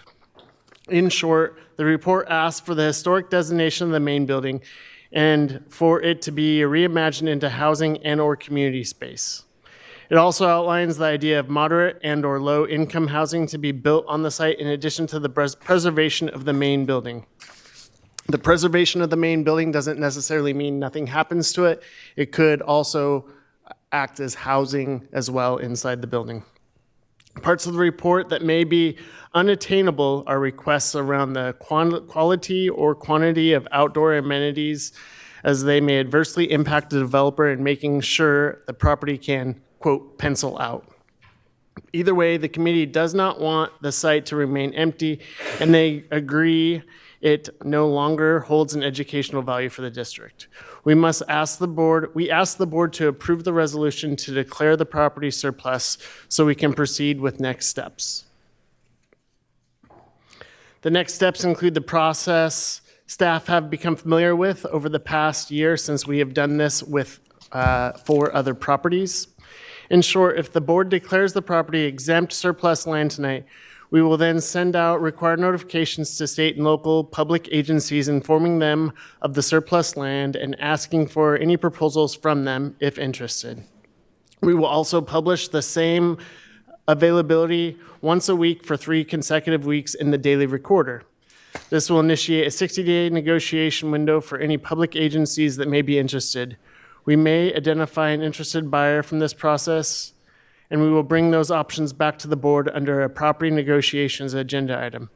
However, if not, we propose to file for a State Board of Education waiver to create an RFP to find an appropriate buyer that would develop the property as outlined by the board.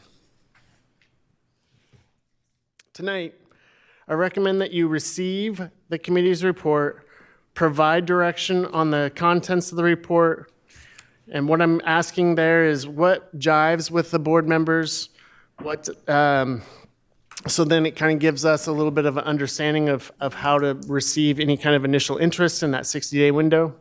I also ask that you approve the letter of support for the historic designation of the main building, and I ask that you approve resolution number 3593 so we can get this process going. And with that, I'm here at your leisure. Do we have any public comment? We do. 2 speakers on this topic, Dimitri Saras, followed by Terrence Gladney.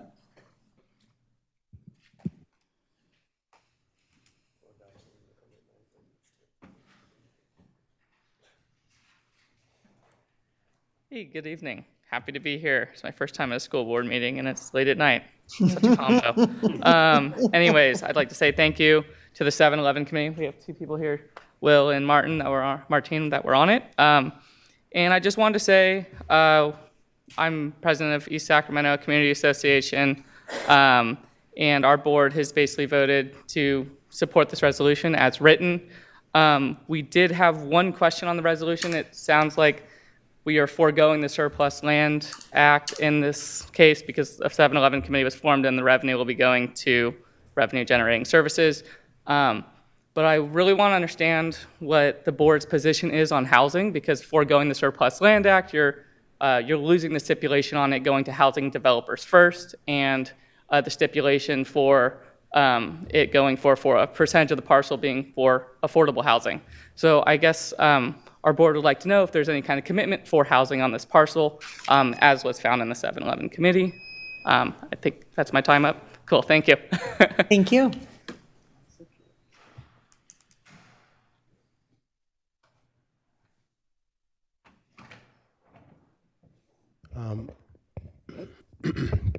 I'll try to be quick. The only reason I'm commenting is I read a couple of the written public comments, and it's just in line with sort of like this movement that I've seen on social media, like reflective of conversations that have happened around like the closure of Miwok, and it kind of aligns with what's happening at LDV and these spaces that we've sort of provided privilege to certain communities or certain school sites in certain neighborhoods. We've honored those above the greater needs or outcomes of the district. And there's a lot of conversation about how to honor families at that school that include impacting other spaces like Umoja. So I just want to remind us all to be mindful that we can't make decisions for people without them. So whatever privilege has been given to certain communities or neighborhoods in this city historically and in this district, we need to cut that, fill in the blank, because it's just like that's why we're where we are.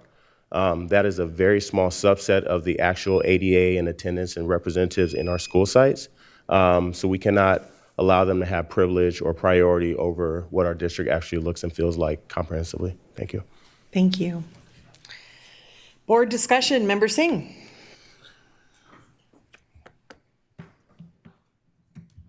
Sorry, thank you.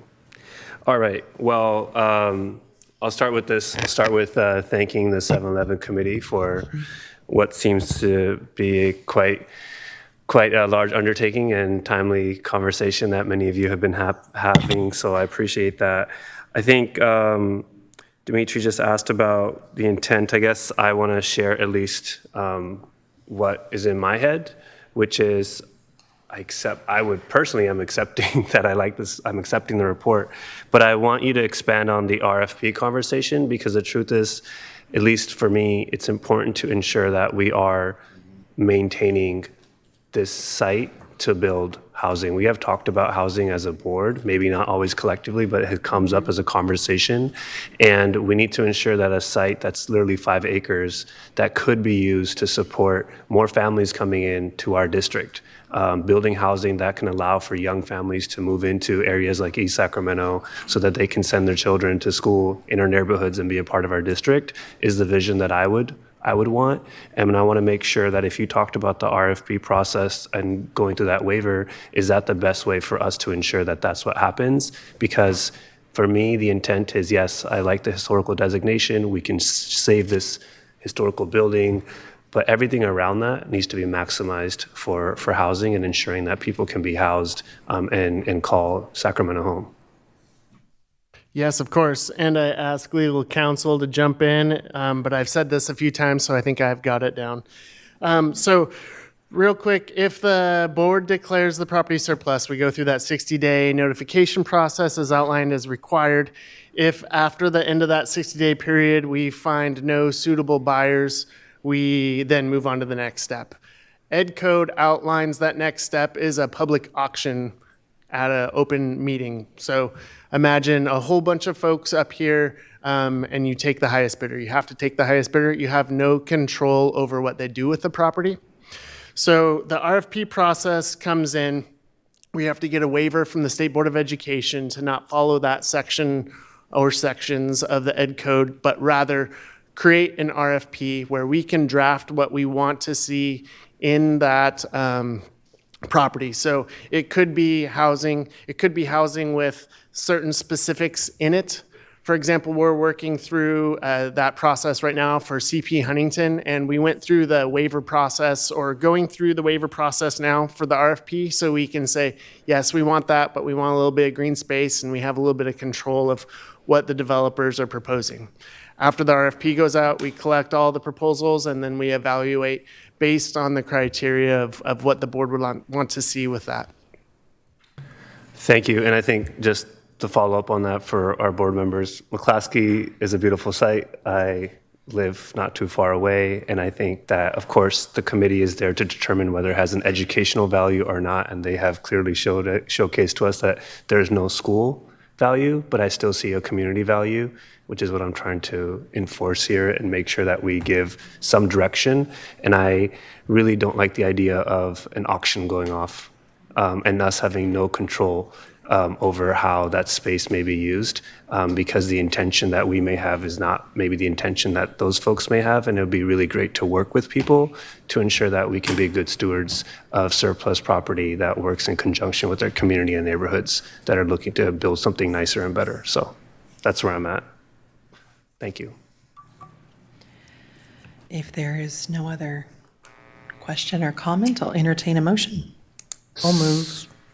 Do we have a second? I will second, but with the RF, can we ensure that the second is with that state waiver? Was that part of your original? That is not part of it. We'll come back to you with that, because the state waiver requires a public hearing at a board meeting, so it will be a standalone item.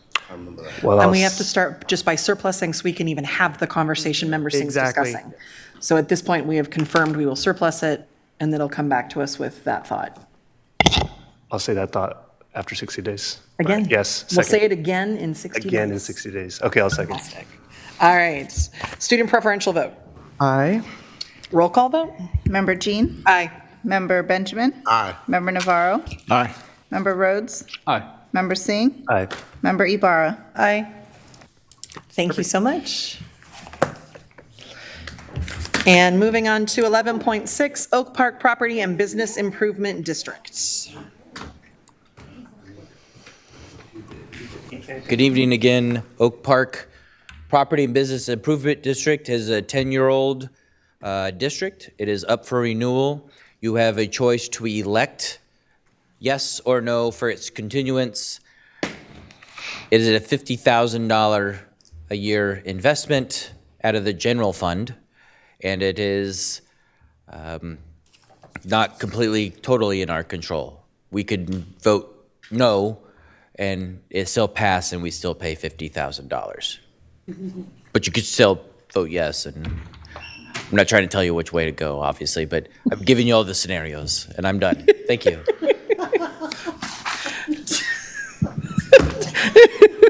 Do we have any public comment? We do not. Member Benjamin? Sorry, yeah, so kind of work close with this with Mr. Rawson, and so the P-bids are important. They're business improvement districts, and they work in conjunction and in coordination with the schools that are in those, generally that are in those P-bids. There is a little bit of cost, but what they utilize the funds for goes to good things, and they kind of support the surroundings of the school and the area. So I'll be voting to approve this. Is there any other board discussion? Is that a motion? Yeah, you can make the motion. I'll motion. I'll second. You sing beat me. Motion. All right, do we have a motion on the floor, Member Benjamin? Yes. Excellent. Do we have a second? Second. It's been seconded. Motion. Can I ask a question? Sure. Motion to do what? Oh, that's a good question. There's two choices, and there's two ballots we have to fill out. Oh. I only seconded it, so. We have two property, American Legion and Father Keith Buchanan. They have different values, and we have to vote yes for each of those property parcels. Let me see. So that's why you have two ballots. Okay. Or we get two votes. How about that? We get two votes. Can Stack the ballot box. Point of inquiry. Can you just motion for both? Can I? Yes, you can combine the two. Okay, so I'll just motion to combine the two, to Motion to approve both the American Legion. and the Father Keith Keith Buchanan, Buchanan. yes. Okay. Is the second still standing? It's still standing. Excellent. Student preferential vote? Aye. Roll call. Member Jean? Aye. Member Benjamin? Aye. Member Navarro? Aye. Member Rhodes? Aye. Member Singh? Aye. Member Ibarra? Aye. Thank you. And we have received 12.1, our business and financial info, enrollment and attendance report for month 8. Future board meeting. We have a board meeting in July. This is unique. So July 23rd, 2026, starting at 5 p.m. for closed session, 6:30 p.m. for open session. We will then have 2 meetings in August, but I'm officially announcing August 6th. And we will be doing a special meeting on June 25th next week for the stuff that we tabled. And with that, we are adjourned.